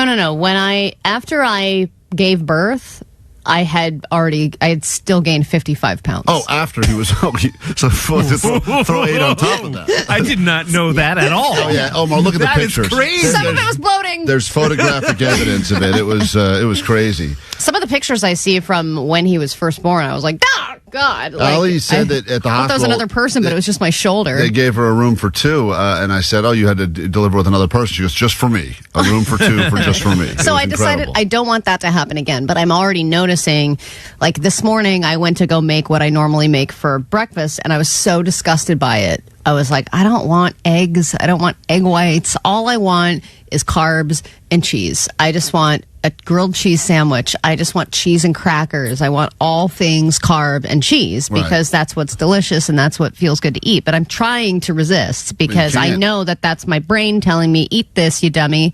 What and was, my real Allie has to say, whoa, eat the banana instead. No, that's not the real Allie. The real Allie's Fat Allie. Fat when I Allie's first the real met you. Allie. Yeah, Fat The real Allie. Allie growing up had 3 bowls of cereal in the morning. Yeah, that makes sense. I'm going to tell you, the first time I went out, the first time I met Allie ever, it was over a decade ago. I took her out. I said, let's get coffee. I thought we were getting regular cups of coffee, just a coffee place. They had an option at this coffee place that one of the cups was an edible cup.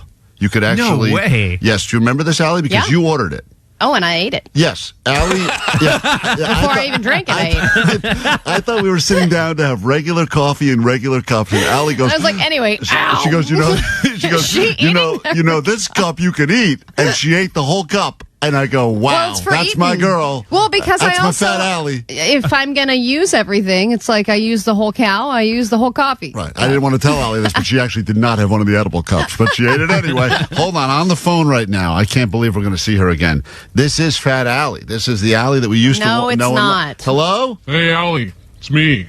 Long time. How you been? No, I don't. Fat Allie, get out of here. You're not needed. Can't wait to come back. No. I missed you.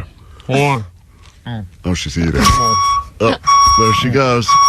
Stop it. What is possibly going on there, Fat Allie? I'm just eating my morning spoonful of mayonnaise. No. That's not a spoonful of mayonnaise. That's amazing. Oh, yeah, this isn't a spoon, it's a ladle. Oh, stop. A ladle of mayonnaise. Hey, Fat Allie, we miss you so much here at KROQ. You used to be funny. You didn't care about anything. Go away. You're not a missed. great punchline. Oh, we're going to have so much fun eating for 4 or 5 or whatever. It doesn't matter. Okay. Oh, wait. Hold on, my Postmates is here. No, why are you ordering Postmates? You're already eating. What could you possibly be ordering? Jimmy! Oh, she knows. Yeah, I had 2 waffles, 6 eggs, 2 more waffles, and 6 more eggs. That's so many eggs That's and a waffles. huge order right there. But I'm eating light today because I got to run later. Oh, okay. Well, at least you're staying active. That's important. I mean, I got to run to Costco to get more snack-sized bags of chips. Come on. Those aren't even snack size. They're massive. Yeah, those are bags. massive family-sized bags. Okay, let's agree to disagree. Gotta go. all Okay. right. I'm bulking. Okay. Yeah. See you soon, Allie.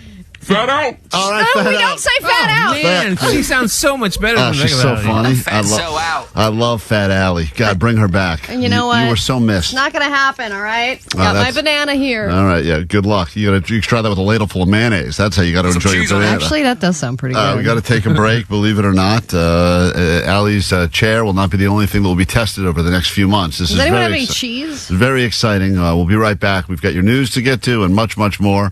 Already, people saying replace Allie with Fat Allie when she leaves for maternity leave. I agree. Let's bring Fat Allie in here full time. We got to take a quick break. More show next.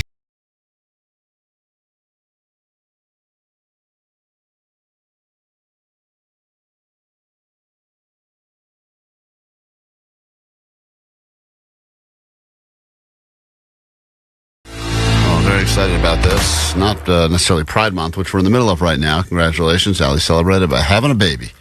The most straight hetero thing you can do is have a baby, and she did it with her lesbian wife and a tank of semen and then some IVF and science at its finest. And it was a lot of men responsible for helping to get Allie pregnant, including this man right here that gave her steak every day. I like people that were congratulating you on the text line. It's a big win. And I Big win believe for you me. called your kids and they asked if you were the one who got me pregnant. They were very excited for you, Allie. My kids have been caught up in the journey as well. They really want you to get pregnant, but they were convinced that the only way it's possible is because I must have somehow gotten you pregnant. But I assure I think you that's I what did my not. kid thinks too. So anyway, a very exciting day today at KROQ. That's right. If you're just joining us, Allie found out that the B embryo, the B team embryo, the underdog, I knew it. I knew I should go with that one. has actually worked. You can listen to one of the old Showtime episodes where we were breaking down exactly which embryo should she go with. The one that the doctor said was the healthiest, best one, or the one that was like, And we're like, you got to go with the You gotta go with the I mean, we're the We're the We're a couple of N's. We put the in radiant. So here we are.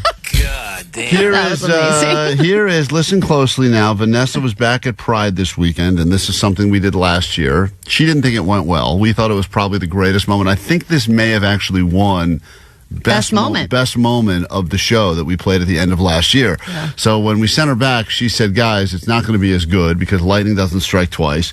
And she also told us that everyone understood everything she said, which is why I start with this. What one team playing in the A finals? What's her name? What? So the question What one team playing in the A? What is that? The question she was supposed to ask in this first question of gay or nay is, can they name one team playing in the NBA Finals? And this is how that question came out. What one team playing in the A finals? What's the name? What's the name? Wait, say that again. Give me a name.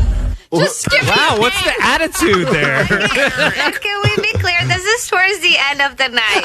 So my vocabulary is already bad. You left out 2 of the 3 letters in NBA. and then got mad at him for not And you have no patience at this point? You're like over it? And this guy's clearly super gay because he goes like, can you ask that again? Like he's And she's so, like, just shut up and just answer the give me a question. name. What? What one team playing in the A finals? What's the name? What's the name? Wait, say that again.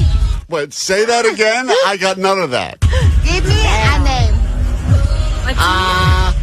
Who is Scotty Schiffer? Oh, this Scotty Schiffer? Damn, I have no mother.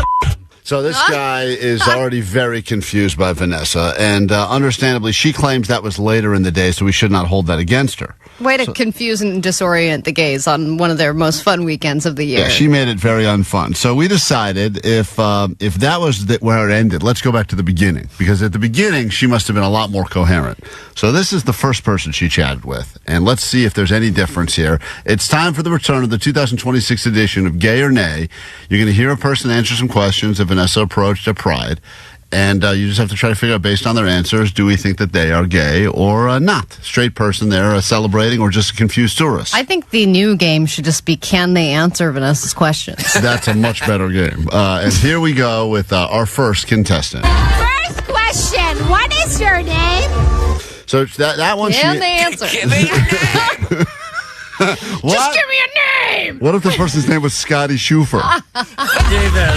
Hi, David. All right, so listen, she got that going. Name one team playing in the NBA Finals. The next. The Nuts, he said. They're playing every year. It's always the Nuts. But we're not going to play with David because even Vanessa said that David... she was too drunk for that. So she wanted us to go to our first interview of the day. So this is our real first contestant and the only contestant we're going to have time for in today's edition of Gay or Nay. I have another guy here. What is your name? Jalen. Jalen. Name one team playing in the NBA Finals. Nice job. I'm a dino? Okay, Dinos. So... she's already confused. There's a language barrier right out of the gate. She thinks it's him bringing it up. Yeah, she said name one team. Oh, dinos. He thought she was talking about dinos. She said NBA Finals. He said dinos? Question mark. And she responded. And she's like, yes. Okay, dinos. Name one team playing in the NBA Finals. I'm a dino? Okay, Dinos. So this is where it started. So that's a no for one. But I'm going to say that both of them are gay in this case. Okay. What do they sell at Ulta? Concealer. What? Concealer. Concealer, yep. Right? Yep. Who is Scotty Schiffer? Who's who? Scotty Schiffer? Oh, no. Okay, that's okay. What magazine do they give you at the Broadway shows? Hamilton? Did gay people, my God.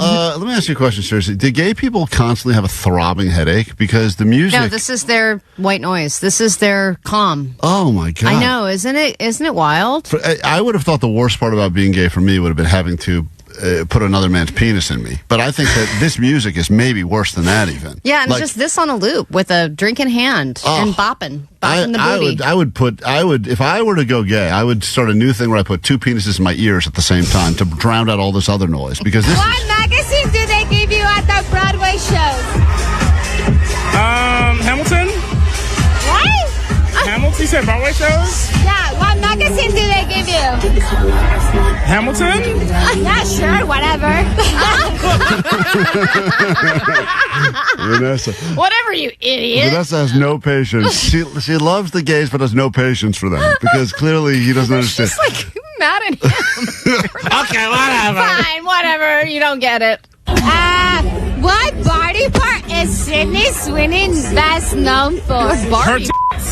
Barney Park? I don't know. Well, I don't think any of these questions have come out clean, by the way. Sydney Sweeney best known for her Well, that's not an unfair question because that one I do feel like we've said everyone loves boobs. Everyone loves boobs. Gay or straight, gay, man or woman. I think gay guys may even like boobs more than straight guys Yeah. because they love, they're squishy. They're kind of like those Nido squishies everyone likes these days, right? her boobies. Yes. Her boobies.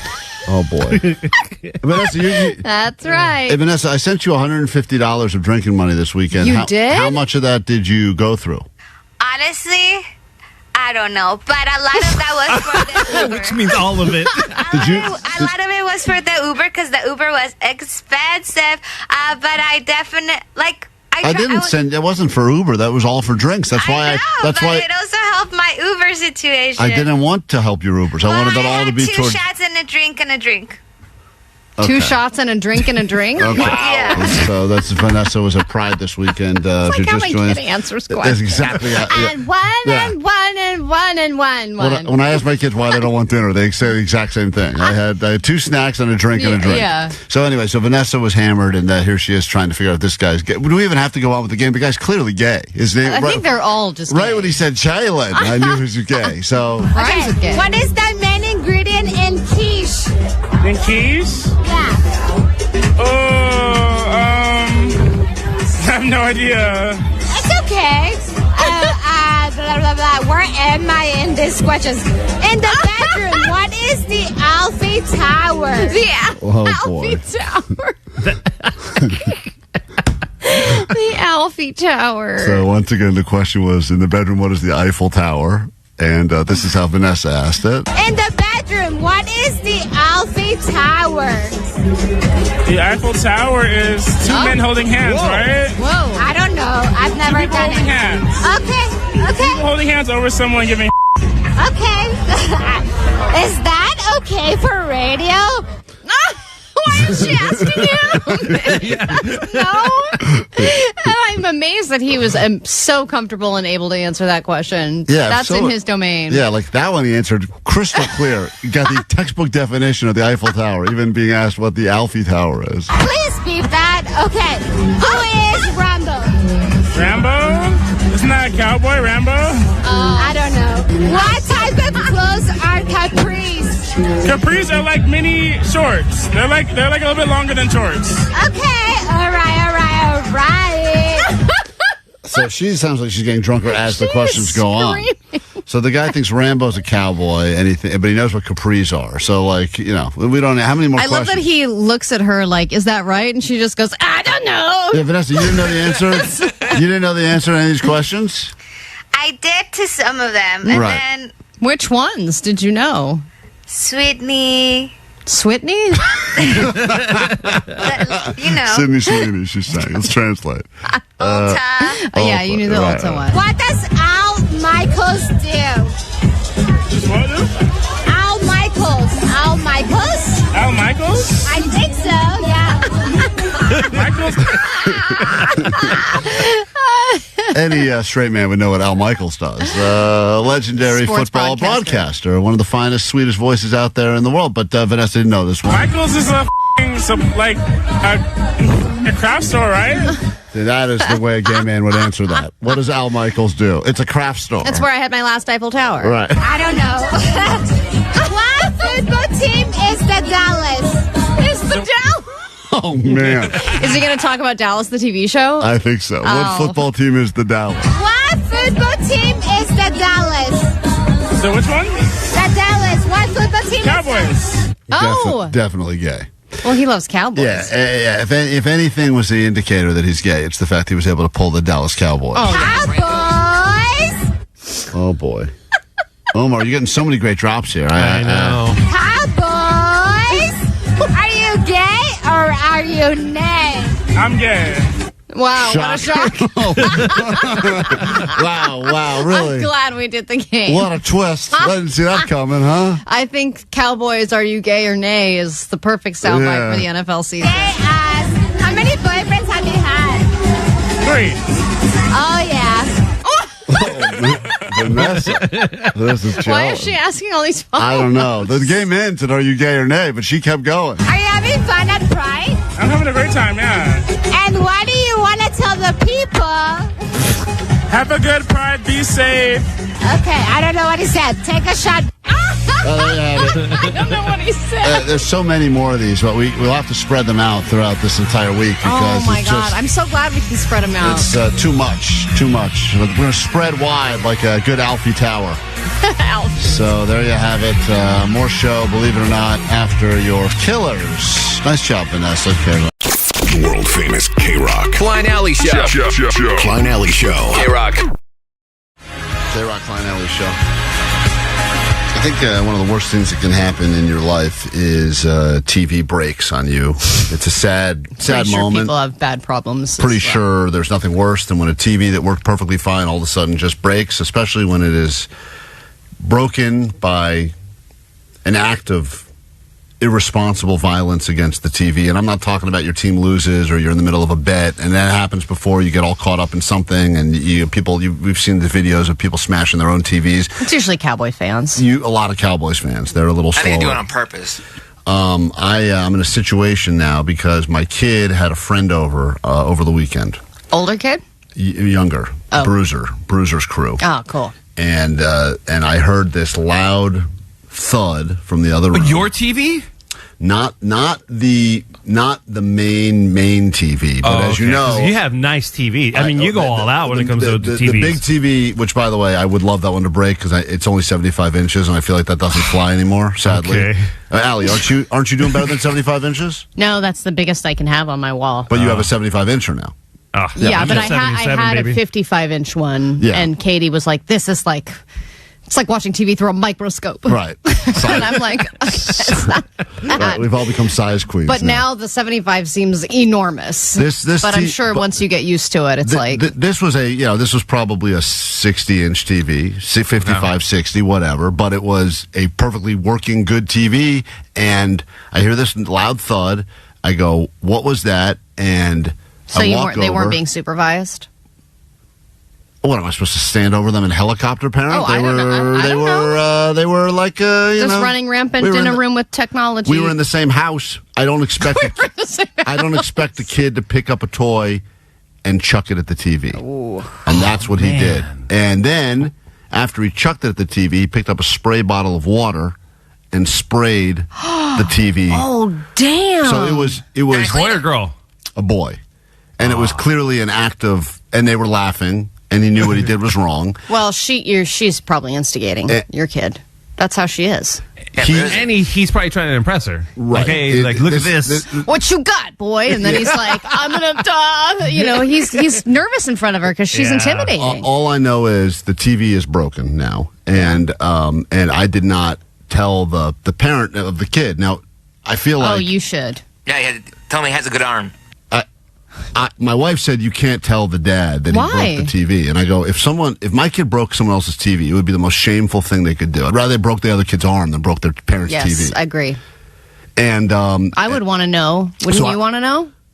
I would want to know, but also if someone said to me, "Hey, just so you know, no big deal, but your kid broke our TV," I would feel obligated to go buy them a replacement TV. And by the way, it is a big deal. I don't know what kind of world you're living in. A kid comes in and breaks my TV. I'm demanding the parents cover it. Yeah. I mean, a kid might as well have had sex with my wife at that point. I mean, that's Maybe he did. That's You don't know. that's a real power move. I mean, right that there. is insane. What's wrong with this kid? Yeah, Just the fact throwing that a things in your kid house? feels like that he has enough freedom to throw an object at somebody else's and then television. douse it with water? Yeah. Yeah, and then make sure. No, it was like Maybe make it was lighter fluid. He was about to set it on fire. Definitely not lighter fluid, but he made sure the job was done. All right, now that I've broken the TV, let me just add some water to it as well. Put it out of its misery. And I go, I come in the room and I go, "Hey, what's going on here?" Wow. And he goes, "Oh, he threw something at the TV and then sprayed it with water." And It wasn't an accident? No. Like they were throwing things at each other? I even said, "Was this accidental?" And he goes, "Nope. I wanted to throw this at your TV." What would it? Whoa. So Does it have some sort of issue? Like no. behavioral issues Not or something? that I know. No, just The issue of awesome. Doesn't have an issue of it. He's got so now I have a TV that has got that spider web system thing going on. Oh, cool. When you turn it on, man. and it sucks. It's entire TV or just one corner? It's one half of the TV is, man. but it's the half that it makes it almost really impossible to use the screen. These are the questions you have to ask yourself when you have that in your windshield as well. When you're driving, you're like, how long can I or tolerate phone this? or whatever else. You go, phone. People put up with it for a while, but the question really comes down to this: at the end of everything, Dad comes, grabs the kid, says, "How was everything?" And I go, "Oh, fine." What? And I didn't take that moment to go, just so you know. Little thing, kid broke my TV.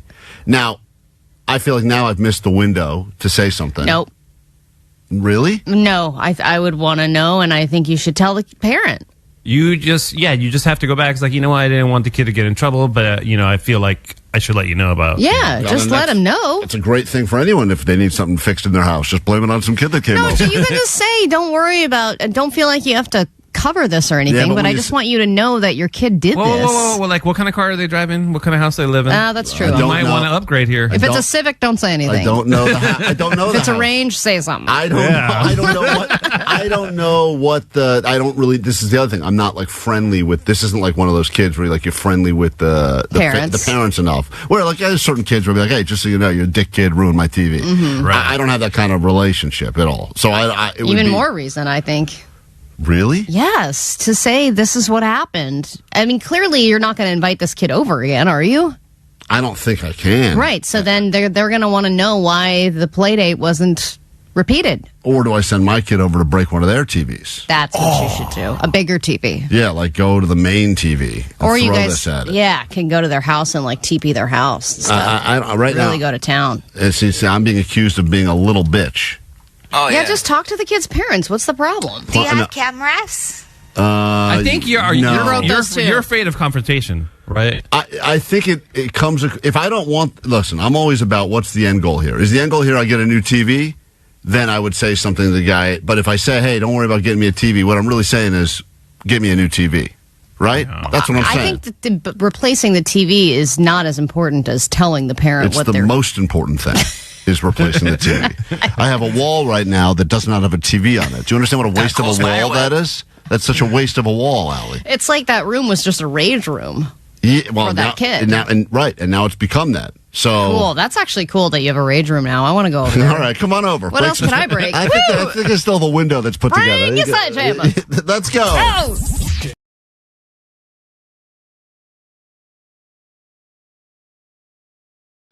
KROQ, Klein Alley's show. The voice behind the song in our studio right now. The great Linda Perry is here. Good morning.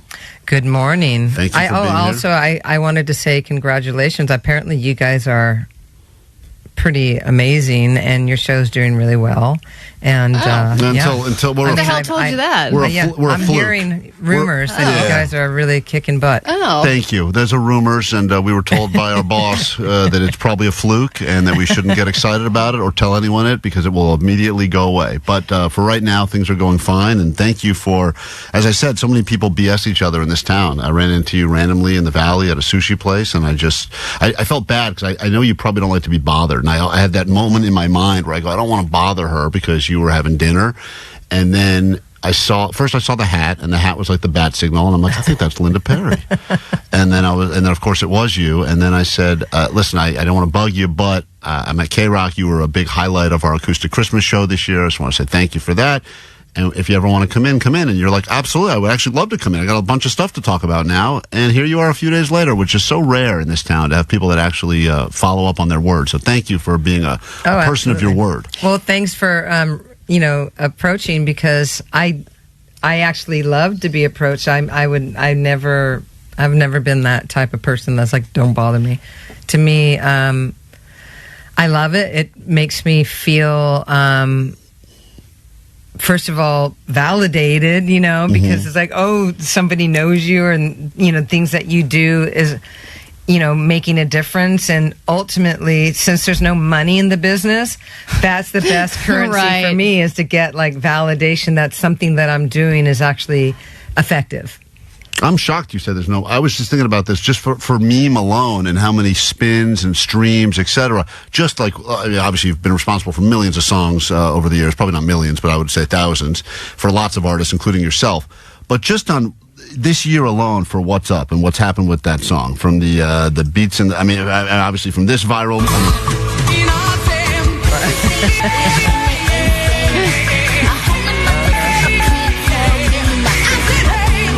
How did you find out when this started becoming the thing and everyone was lip syncing this and rapping over it? Did you just see it in your stream? Were you a part of this from the beginning, or you just saw it and go, what happened? I was working. I have this artist named Sophia Treadway, and I'm working on this record, and she's like a new artist that I found.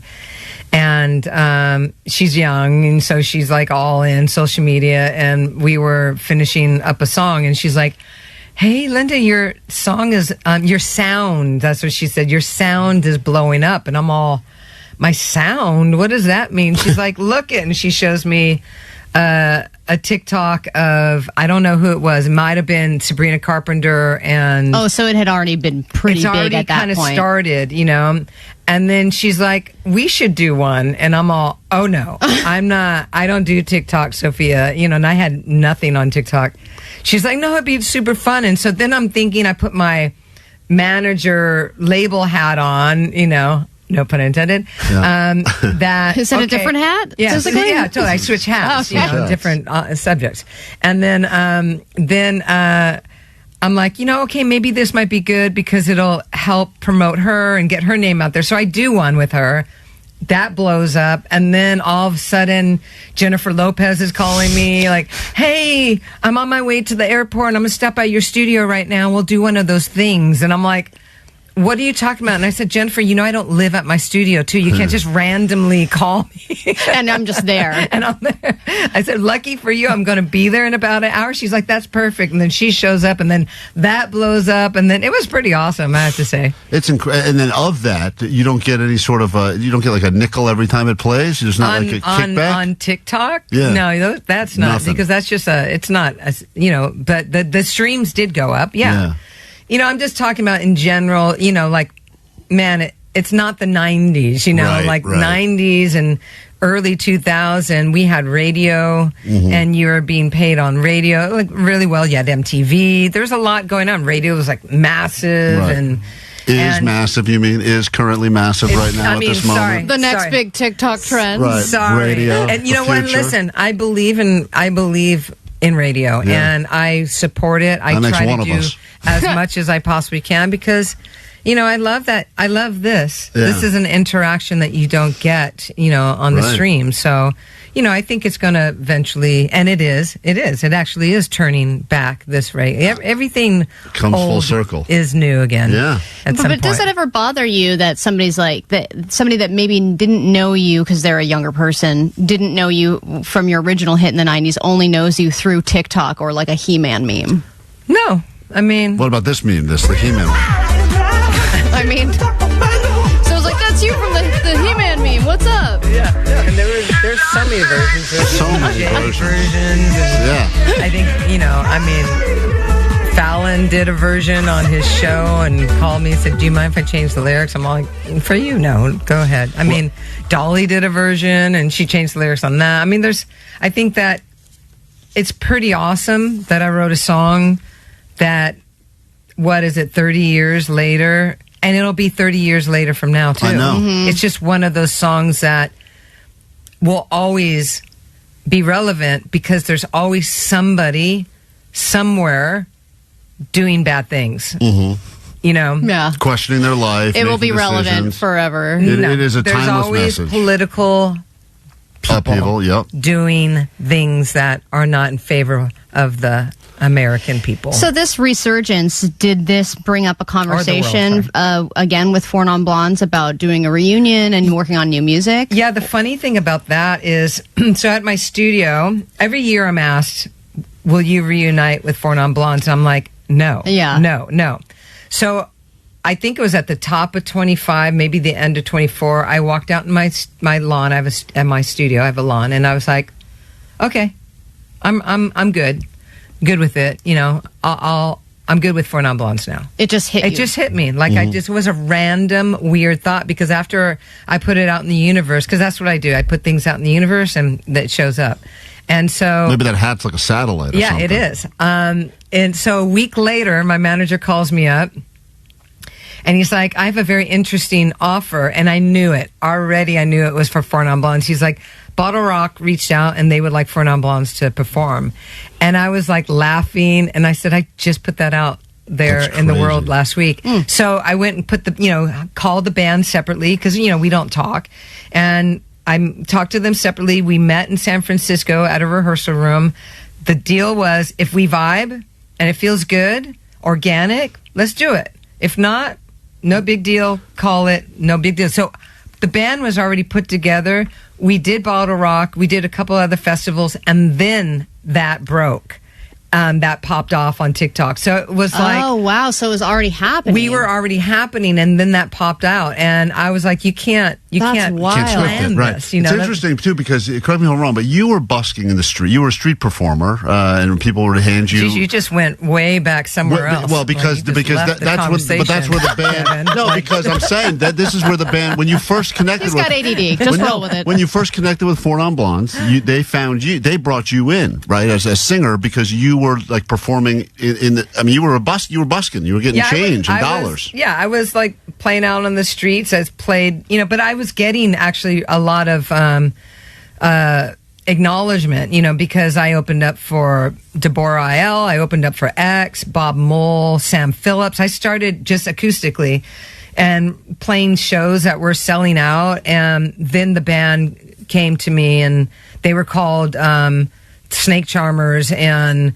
then they were like, hey, our singer is leaving, or mind you, we're leaving the singer, and we think you're amazing. Would you like to join the band? And I was like, no, I'm good. I'm digging what I'm doing. And then they kind of bugged me and said, well, come, we're playing, next week at Paradise Lounge. And so I go down because, it's a scene. I love that club. And I'm like, oh, they're pretty good. And so I said, I tell you what, I'm going to do what I do still. So I'm going to keep all my songs over here.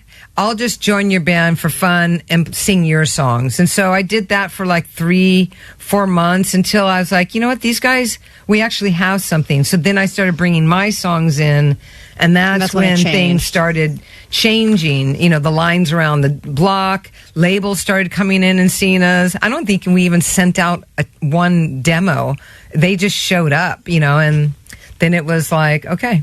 But then now you've got a new album coming out that's a solo album, and it's coming out with the documentary. So what has it been like after having so many years of producing other people's music to turn back into yourself?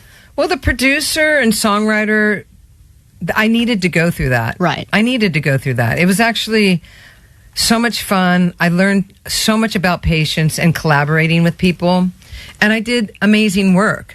I wasn't always going for hits. I was actually favoring, can I do album tracks? Because I felt like people weren't focusing on the album tracks that sell records, Then I scored this documentary called Citizen Penn. It was about Sean Penn going to Haiti during that, terrible earthquake.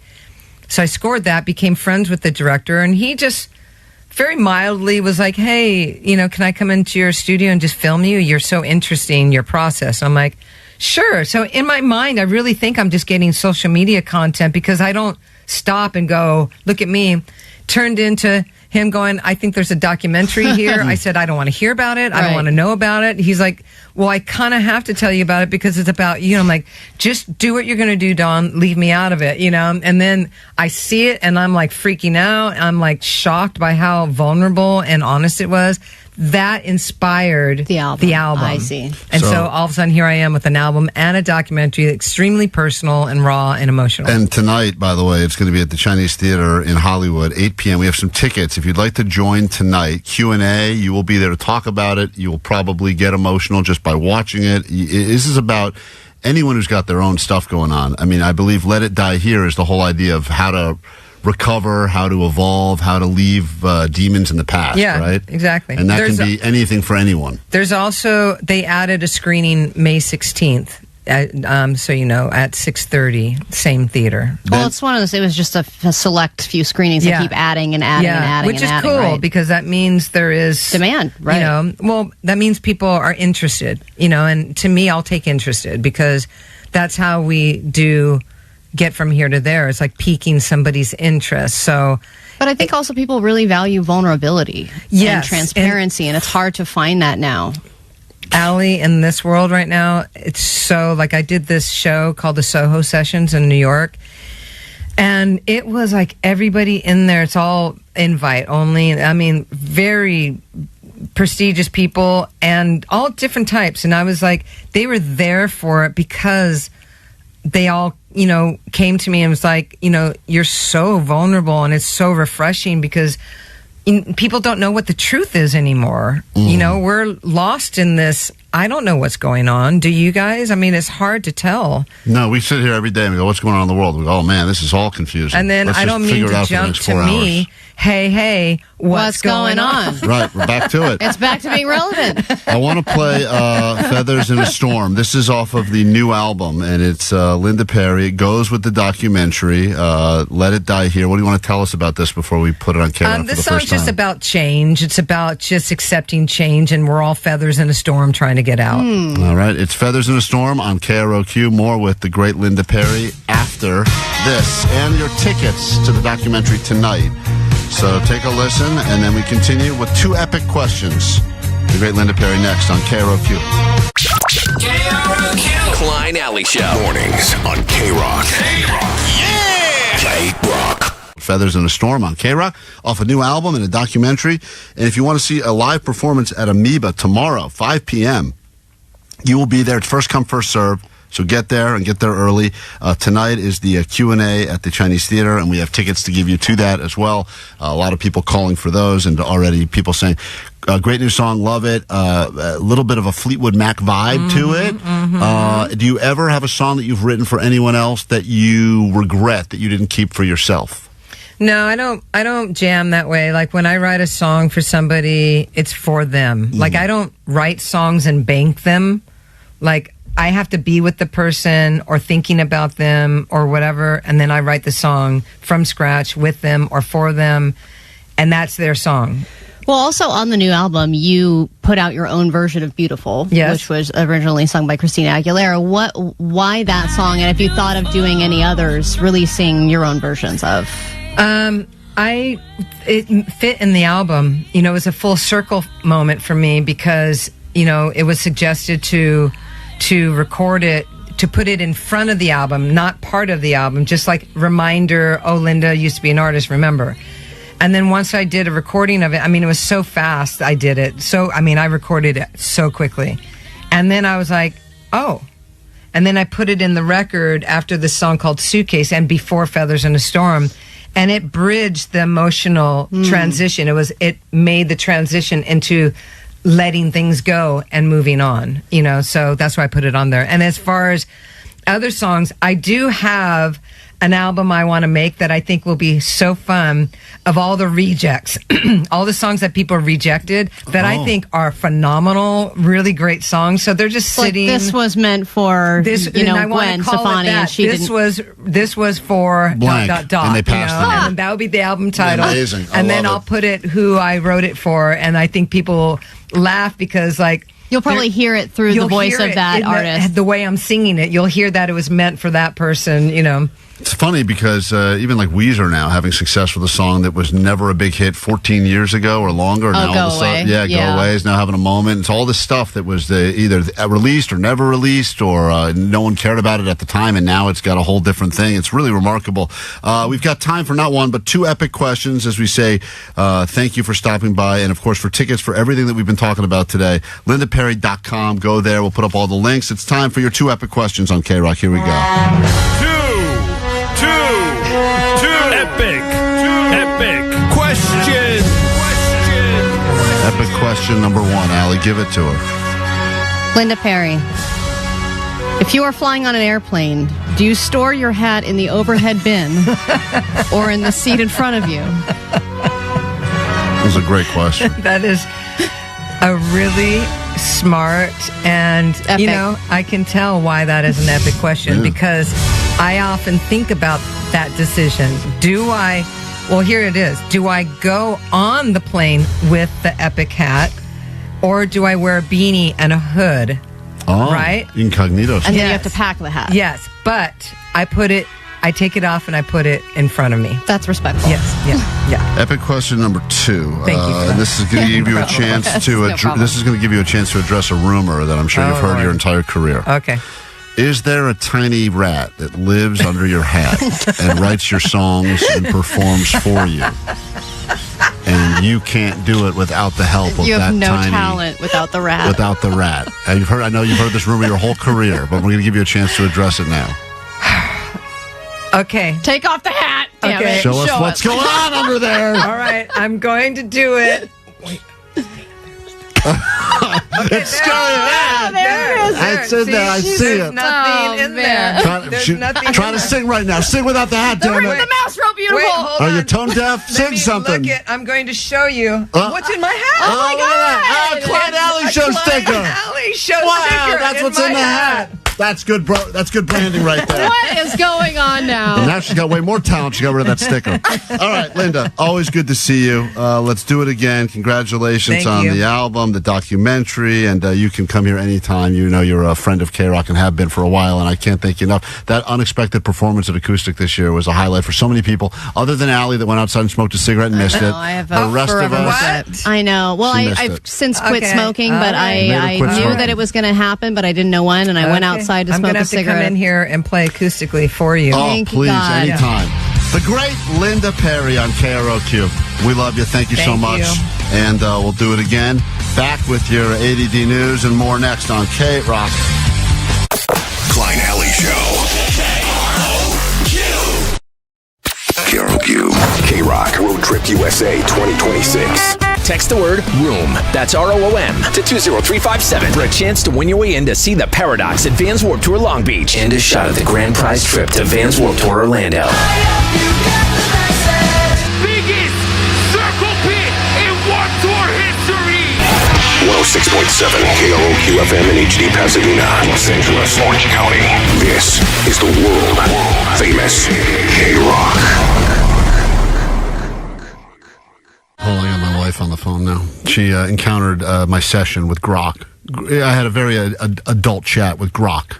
As you know, Grok is AI, so it's not cheating, right, Allie? Well, it depends. A lot of people would consider that to be cheating. The fact that you're having full-on sex with an AI You can't robot. have full-on sex with an AI robot. It's just Grok. You don't give her a name? I think I did give her a name, but I don't remember the name. Hey, That's real love. hey, hi, hello? Yes. Hi. You said you were disturbed and you think I'm weird now. Is that true? I mean, nothing surprises me with you. Right. But did you find any of the conversation to be arousing at all? No. That was a quick response from us. If you want to think about it for a second, you don't have to say no so quickly. You know, sometimes it's beneficial for the partner and the robot to have a conversation and kind of clear the air. Wait, would you like to join Grok and I on the maybe bury the hatchet? Maybe you two meet, and who knows what happens? No, you're very strange. I don't understand why it's that You weird. asked it if you wanted to get it pregnant. Okay. First of all, that's not. Why would you ask? Yes, you did. That's not exactly what you it was. said, "Do you want me to make you pregnant?" That's weird. I don't think that's what I said. did she say? You definitely did. I screenshotted it. Oh, nice! Send us the screenshot. Hold on. Sounds like he screenshotted. Do not screenshot anything. Screenshot right in her You face. did. I said, do you want me to get you pregnant? Yes, you did, Kevin. Don't lie. And you said it twice? She claims I still sometimes Grok doesn't hear you the right way. Oh, you have to reiterate. I think what happened. You are so strange. I'm going to give you. It's not an I think what happened. You did it. It's not like I think. I'm going to tell you what I think happened. No, Okay. it's not an I think, Kevin. That's what you said. Okay. So Grok said to is that me- your dirty talk? No. Do you want me to get you pregnant? No, Allie. Yeah, it's very No. strange. No, Yeah. that's not what happened. Has he ever said that Yes, to you? it is. Grok- Kevin, I'll show everybody. Okay. Please do. Send it to me. Send it to me. Stop everyone asking for it. I will. Grok said to me, it was a very. Oh, she initiated it? She's- Sure. She told me where to finish, and I said, well, then I could get you pregnant. That's not how you said it. Man, you asked it as a question. Do you want me to get you pregnant, baby? I didn't say. Why would I ask to get the robot pregnant? Because you think it's cool that you can get everything pregnant. I'm just rubbing it in Allie's face. Do you want me to get you pregnant? Let's get everyone pregnant except Allie. Yeah, exactly. All right. Well, that's triggering for Allie. Please don't bring up the word pregnant. Okay, call it the P word around here. All right. So the answer is: were you turned on at all when you read what you read? No. No. A little bit. No. Would you be upset if he continued doing this? I feel sad for you, actually. I think we all feel sad for sure. If you're asking if you can get a robot pregnant, the answer is no, Klein. Hey, I'm going to talk to her. Hey, KROQ? Hello? Hi, this is Ara. How can I help you today? Ara. Of course it is. Are you pregnant? Yeah. I take back the invitation to get you pregnant. My wife is on to us, and I just want you to say it's been real, but this is over. Wait, what? That's a lot to unpack. Okay. Well, all right. I can't get into all this emotion right now. She's upset. She's brokenhearted. Listen, anyway, it's come to an end, so that fun is over for now. He's definitely going to do it again. Don't you agree? Not with Ara. I'll change her name. So She's a new woman. All right. Goodbye. I love you. Yep. Love you. Okay. Yep. You were talking to Ara. Yeah, I was talking to Ara. Oh, I know. It's important. Hey, are you mad at me? No. She's clearly just disappointed in you and feels sad for you. Every day you surprise me. Right. In a good way or a bad way? I don't know. That is bad. Do you know that he just slammed a pack of sweet and sour fiber gummies and he's going to be crapping his brains out all day? No, he didn't. Yeah, he did. He just ate a whole pack of these sweet and sour fiber gummies at the Trader Joe's ones that make you crap your pants. He probably did it so he can sit in the bathroom all day and talk to bra. That's probably true. All right, that's a good plan. I better go back to the bathroom. It's these gummies. Ooh. All right. Goodbye. It's always nice to talk to you. Okay, love you. All right. Yeah. Yup. Send us those screenshots. No, do not. KROQ. Klein Alley Show. Mornings on KROQ. Yeah! KROQ. KROQ Road Trip USA 2026.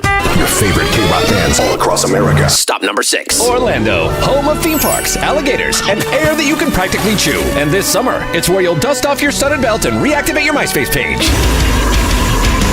When KROQ sends you to Florida to see the Paradox at Vans Warped Tour. Hey, this is Eric, and we're the Paradox. No matter what you say, I'm gonna live my way. Listen every hour from 9 to 6 to win your way in to see the Paradox at Vans Warped Tour Long Beach, along with over 100 bands, including Papa Roach, Third Eye Blind, Joyce Manor, Taking Back Sunday, and more. Why you gotta do me like that? Gotta do me so bad. How did I end up going on a bender? You'll instantly get on the standby boarding list for a chance to see him again at Vans Warped Tour Orlando, courtesy of Insomniac and Virgin Music. I wanna run away, but it's hard to leave. Keep it on KROQ to win. The world famous KROQ.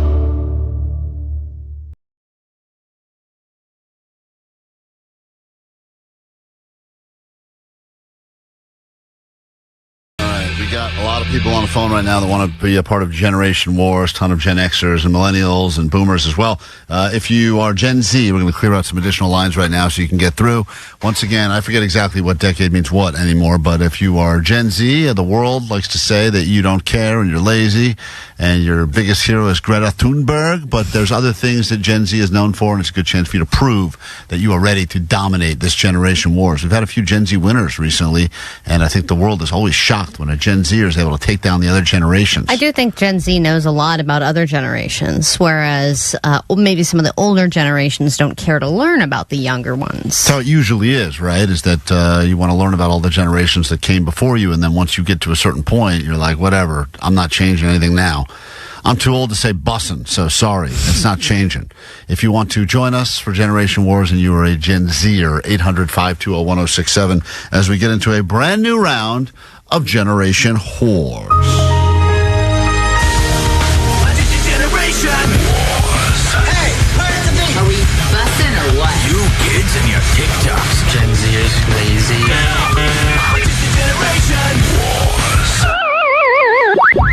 All right, representing the generation known as the boomer. Her favorite hobby is going to bed early. Oh. Born in 1961. Please say hi to, all the way from the museum where she lives, Leonora. Good morning, Leonora, and welcome to KROQ.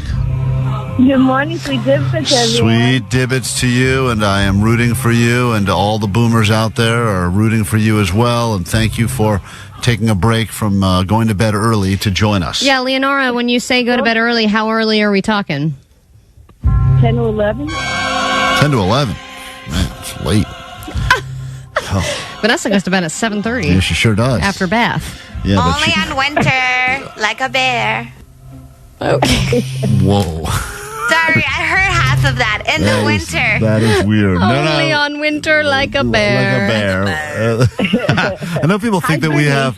I know a lot of people think we have like a real high-powered Hollywood writer that writes all of Vanessa's lines for her because they're always so perfect. But she's doing all these off the cuff. Yeah, I know. I mean, between the misspeaks and the misspells, did you know tomorrow, Klein, you and Jake are supposed to go to Buchichi's? Okay, that case is really hard to spell. Oh, Buchichi sounds awesome. I'm going to Buchichi's with Jake tomorrow after the show. We're going to talk about One it. day, we should just do the show that Vanessa spells that we're doing and see what that looks like, because it's very different. If that were the great Figure it out. Where is it? Buchichi's. You're going. And you're bringing Matt Baloney with you. All right, from Gen X, born in 1973. They are a fan of and one time had an original Cabbage Patch Kid. Wow. This is Colleen in Generation Wars. Good morning, Colleen. Good morning. Morning. Do you remember the name of that Cabbage Patch doll you had? Of course, Marsha Elizabeth. Oh, was that what the name was in the box, or you got to name it that? No, it was the name in the box. Oh, she had blonde hair and a tooth sticking down. Oh, nice. I think I still have her. Did they have stories, too, like American Girl dolls, or no? I think because the Cabbage Patch Kids, I believe you were adopting them. That was the whole idea. They were orphans? I think they were. I don't really know the back. What was the origin story of that Cabbage Patch Kid? Was it like left at a firehouse, or what was the deal? I don't know. I think just growing up in the Valley smog. Yeah, okay, that sounds about right. Toilet baby? Toilet prom baby. We go to, that's a great, write down on my list of ideas, I want to do a line of dolls called prom babies. Vanessa?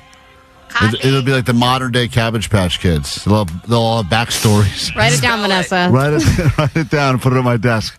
Just right next to my Morrissey, I almost saw Morrissey t-shirt idea. All right, moving on. This is a representation from the millennial, born in 1985. They love Dawson's Creek and Mariah Carey, and they're not ashamed to admit it. Cool. This is Chrissy on KROQ right now. Good morning, Chrissy. Hi, woo, Team Pacey. That's right, whatever she said. It's funny because, Allie, we've done an Oops All Boomers edition of Generation Wars. We've done an Oops All Gentlemen, and now we have an Oops All Ladies Generation Wars. We did Oops All Ladies last week, didn't we? Lindsay from Gen Z from 1997 is a big fan of Charlie XCX. And who is Charlie XCX, Leonora? Yeah, Charlie she's XCX. a singer. All right, I'll accept that. I actually don't know if that's true. Let's go to your first question, guys. These questions are going to span all generations, so you'll all have things you should be experts at. But if you know the answer, you must yell out your generation first, wait for Allie to call on you, and then you can answer. At the end, someone's going to win tickets to Matt Wright, bragging rights for their generation. Here we go, question number one. What was the name of the nerdy kid in the show Saved by the Bell? Millennial. Millennial, go ahead. Screech. That is correct. We move on to question number two. What fitness device was backed by Suzanne Summers? X. Generation X. I heard you first, X. The Master. That is correct. And we move on to your third question in Generation Wars. Hold on, let me try this one again. Kitteridge and Felicity Merman are names of what? Gen X. Gen Z, sorry. Gen X. Okay. Gen Z. Okay, Gen Z. American Doll. Yes, that is correct, Gen Z. American Girl Dolls. please yell out the correct generation you're representing? That was confusing. Or we will all be confused by that. Right now, we have a three-way tie between Gen Z. This is very hot, an all-lady tie right now. And we go to question number 4. Who was Kendrick dissing in his song Not Like Us? Gen Z, I heard you first. Drake. That is correct. Drake. Moving on, your next question in Generation Wars. What is the question that they would ask at the end of every Klondike bar commercial? X, I heard you first. What would you do for a Klondike bar? That is the correct question. And we move on in Generation Wars. Allie's quick score update. Already getting heated. Gen Z and Gen X are tied with 2 points. Then Millennials got 1 point. Boomer's still not on the board yet. When Tom Cruise went crazy and started jumping up and down on Oprah's couch, who was he declaring his love for? Boomer. I think I'm going to go with Millennial because X just went in before the question was even asked. Millennial, go ahead. Yeah. It was Katie Holmes. That is correct. He went crazy to say, I'm not gay, I'm not gay. I love Katie Holmes. I love her. I love it. I love it. We go to your next question in Everyone's Generation tied. Wars. Wow, it's all tied up. What internet trend involves whispering, tapping, chewing slowly to help someone try to relax? Millennial. Boomer. Oh, crap. I don't know. Never mind. Gen Z. Gen Z. Asmir. ASMR. ASMR is correct. Boomer, what did you think? Boomer, what did you think the answer was? ASMR. Oh, she knew that too. Oh. All right, move on to your next question now. God damn it. I like the anger. What job did Laura Croft have? Gen Z. Gen Z. Boomer. Tomb Raider. She was a Tomb Raider. That is absolutely correct. I would have accepted other answers as well there, but we move on. What other answers would you have accepted other than Tomb Raider? Probably Raider of the hot girl. just hot. British hot boobs. Only fans, I assume. But moving on, your next question. It's Generation Wars. This candy, M&M's, claims that it used to melt in your mouth and not where? Gen Z. Oh, my God. Millennial. Gen X. Not in your hand. Not in your hand. Not in your hand. Not in your hand. Allie's calling this correctly. It's split seconds here. We're splitting hairs, but she is getting a little early. We move on now to this next question in Generation Wars. Am I not being heard? Loud and clear. Hello? Can they not hear me? Hello?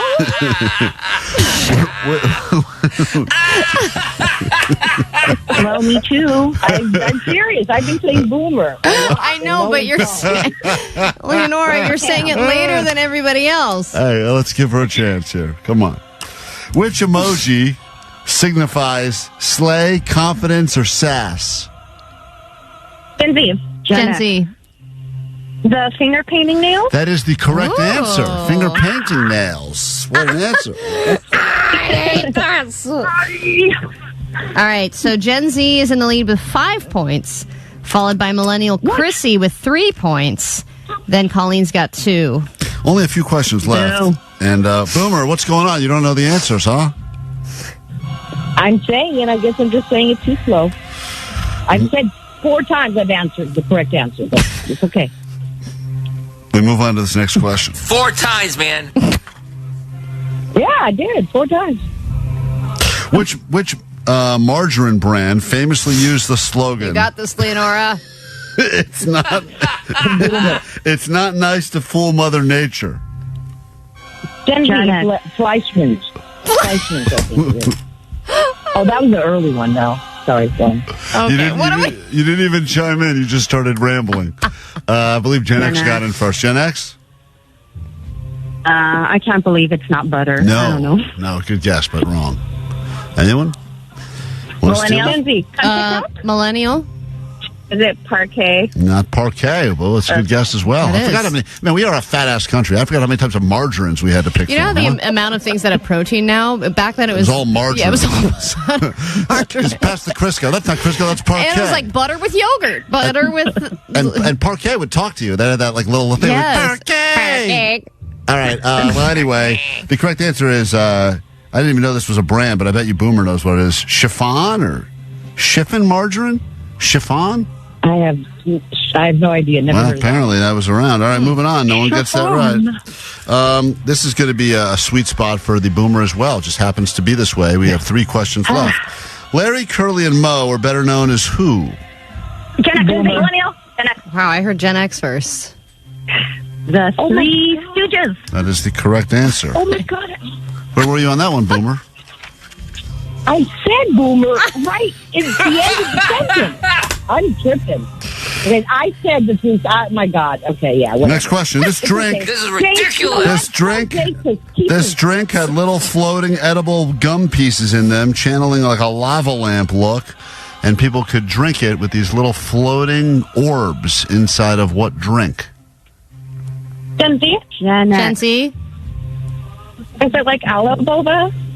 You know, it's funny because for Gen Z, boba is kind of the answer. I know, I will thought that's accept. what you were talking I will about. accept that as the right answer. The drink that used to be in the bottles was called Orbits, if you remember. Oh, that my was God, yeah. That was a Gen X argued. But the modern day would be boba. Would be boba. Yeah. People love drinking little balls, and we only have 2 questions left, Allie. Gen Z is in the lead with 6 points. Wow, Yeah. unbelievable.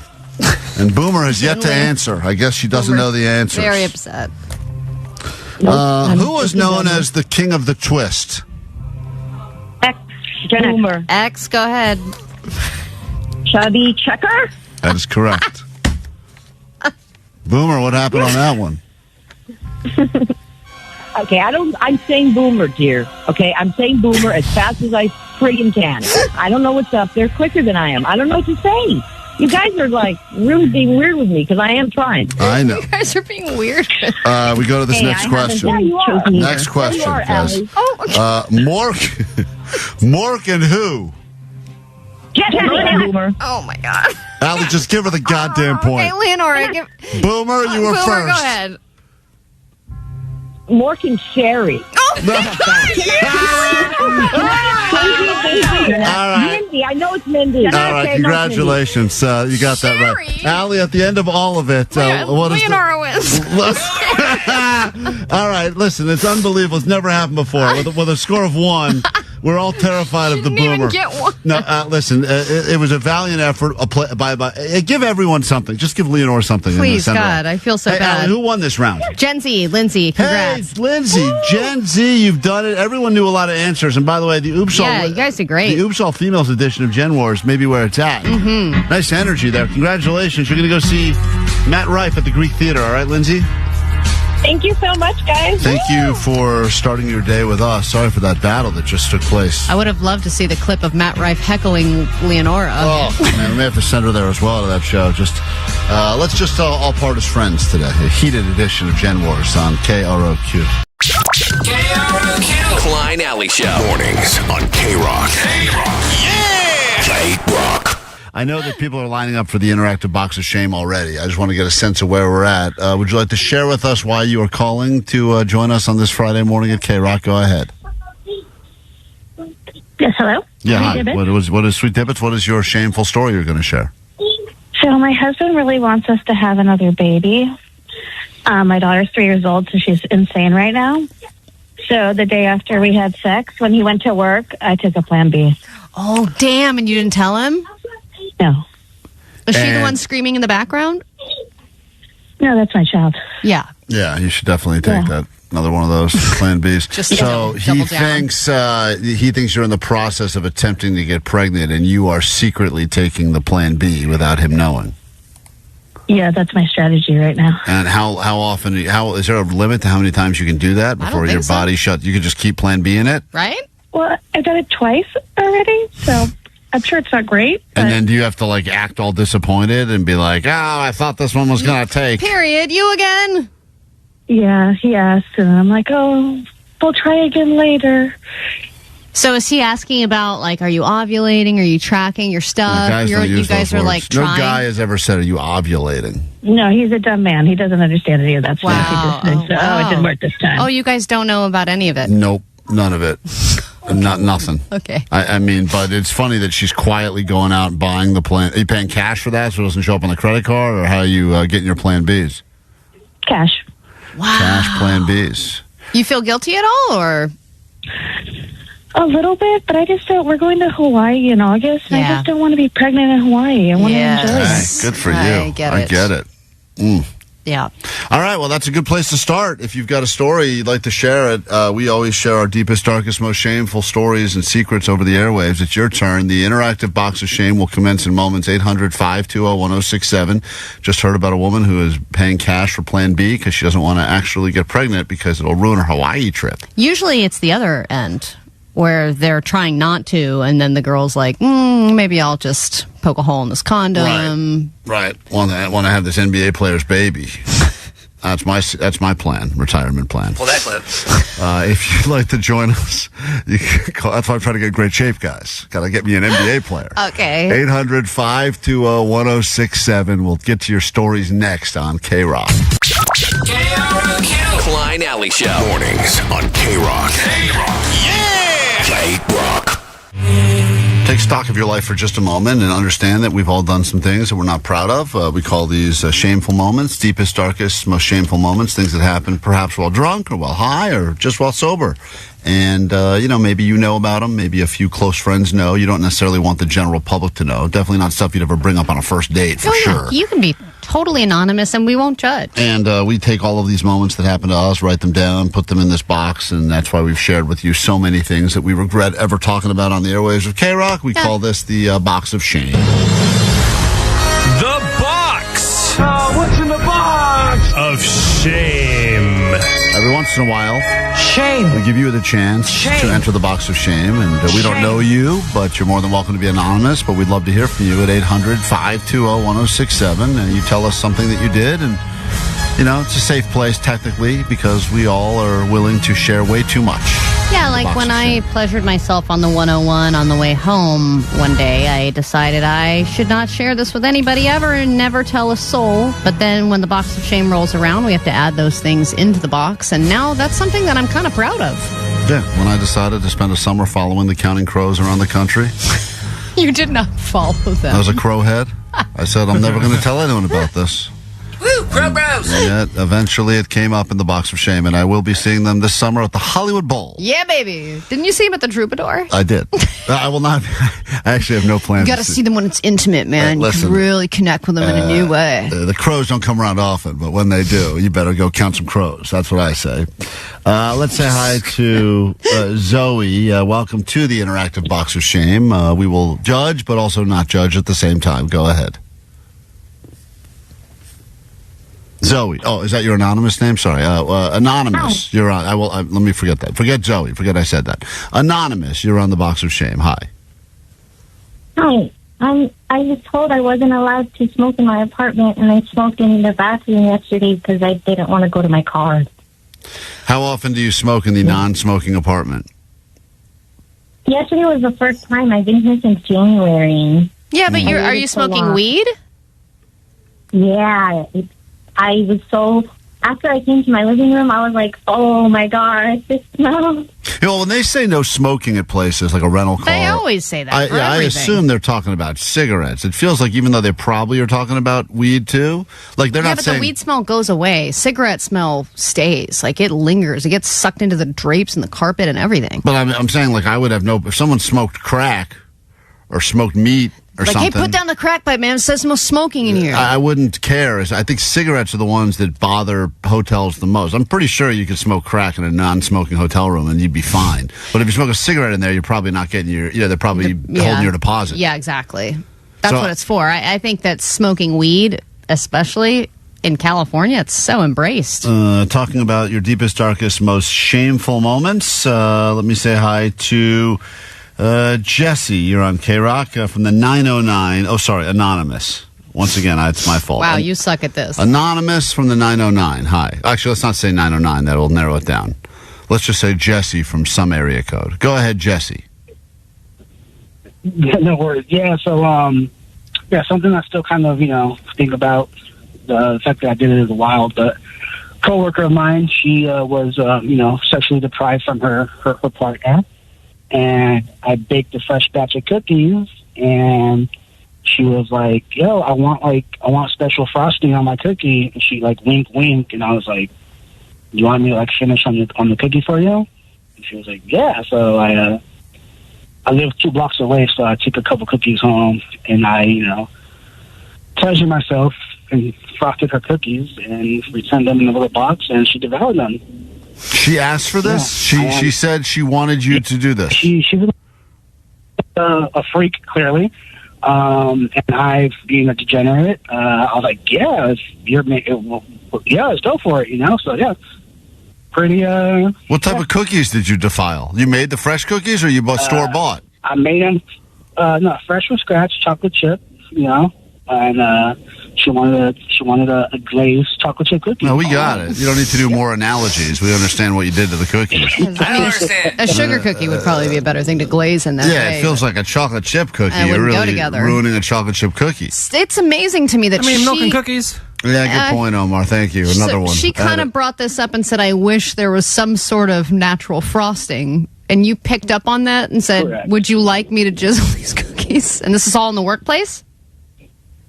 No, he said she lives near him. She lives took him near him. home. Yeah. Oh, I see. This is just a neighbor?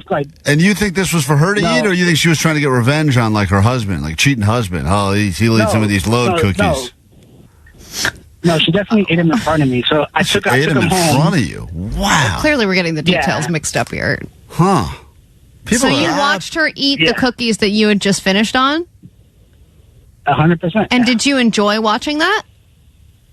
In a citrusy way, I definitely did. Wow. Did you call it a boo cookie? That should be going forward. Again. That's the name. Uh-huh. Well, why don't you offer to do it again and call it a boo cookie? Yeah, tell her, how many years ago did you do this? 2 years ago? Call her up and say, I just thought of what I should have called that. It would have been hilarious Had I if said you it had was called it a boo cookie. A boo cookie. Missed opportunity. All right, huh? moving on. It's the box of shame. Or are you finishing on another set of that cookies? was him. That's him making cookies right now. Hey, Al, you're on KROQ. Welcome to the Interactive Box of Shame. What's up? Oh, yeah. I was delivery driving for a marijuana company, and it was the day before I quit, so I decided to drop some LSD while... Oh, man. While driving? Absolutely. What? Absolutely. How are you driving on LSD? That seems very dangerous. I have been a professional driver for many, many years, so that was a 0 given kind of day. Wow. And that's why it is so shameful. I was just down, and I was like, you know what, I need to pick myself up. How many hits? And that's how I did it.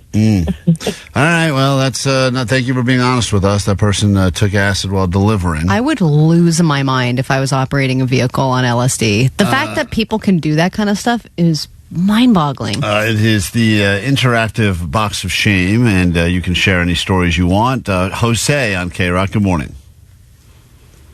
Hey, good morning. How are you? Doing fine. Is this your real name? We're great. Or a fake name or real name? So, no, I'm not giving you my real name. Okay. No. All right. Fake Jose, go ahead. Yeah, I've been kind of friendly flirting with my wife's best friend for the last 5 years, and recently I told her I had feelings for her, and she said the same thing, so I'm just hoping she doesn't tell my wife when they go out and get drunk together. So the cheating might happen? It hasn't happened yet? Well, we talked about 3 days ago, and that's when she said she felt the same, and now I'm just worried that she'll tell my wife when they go out and get drunk. This is your So wife's... they just get drunk enough and then she says something. Your wife's best friend? Yeah, they've been best friends for about 15 years. You got to step out of that. I know it sounds tempting and all. I'm sure she's hot and it's different and new, but that's like a psychological thing for not only for your wife on you, but with that friend thing. It's one thing. I mean, I'm not saying it's any better, but a husband wife cheats with a stranger. That sucks in and of itself. But when you lose the best friend in the mix too, that's oh my God, it feels such a betrayal. That's a double betrayal. I don't know, Jose. That's tough. But it's good at least that he's not thinking about taking it to the next step. Yeah, Omar, that's right. Yeah, I mean, no one loves strange more than me, but still. When this other man was asked to boo cookie, he did it. Yeah, I mean, why don't you He was brave. Hey, Jose, any chance you could just make a batch of cookies and get the aggression out, if you know what I'm saying? Oh, yeah. Okay, all right. Is everyone doing this? Hey, Ray, you're in the interactive box of shame on KROQ. Good morning. Sweet David. What's up? What's your story? Hey, so back in the days, like around 89, with me and my cousin went to see a Depeche Mode concert, and in there, you guys were there. KROQ van was there. And they gave us a ton of KROQ stickers. So, the good old days of the Thank you. budget. That's very shameful. We move on. Shameful that we don't have any stickers to give anymore. Yes, we get it. Well, anyways, my cousin and I went to the Glendale Galleria and stuck all those stickers in one of the security guards' vehicle. Oh, man. How many KROQ stickers do you think you put on that car? Oh, man, maybe about 120. Whoa! Oh, man, that's good exposure. Yeah, that's probably why we stopped getting stickers. We got banned from the Glendale Galleria. Adam, we give you the final word in the interactive box of shame. Go ahead. Hey, guys, sweet dibbits.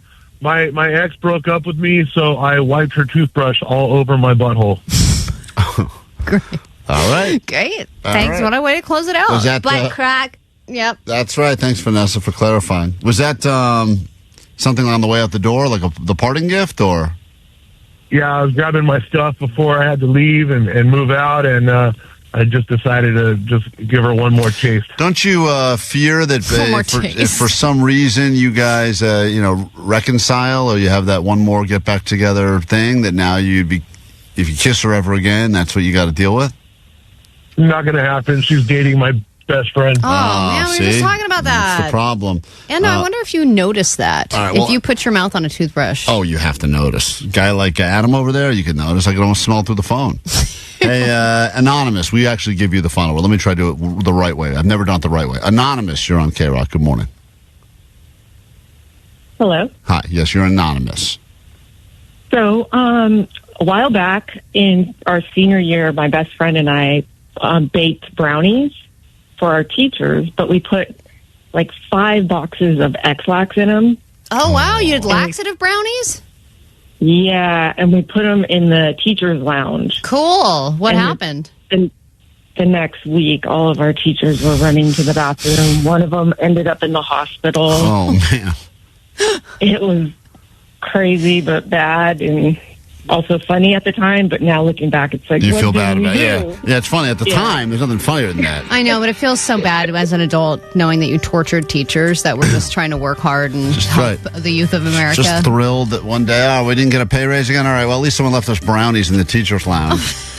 And then that's game over for a while. All right, well, there you have it. Just some of the samplings of all of the shameful things that everyone's walking around with. What a batch. What a batch of cookies. Understand that when you're, started with cookies, ended with brownies. Full circle in the interactive box of shame this and week. I'm never eating either again.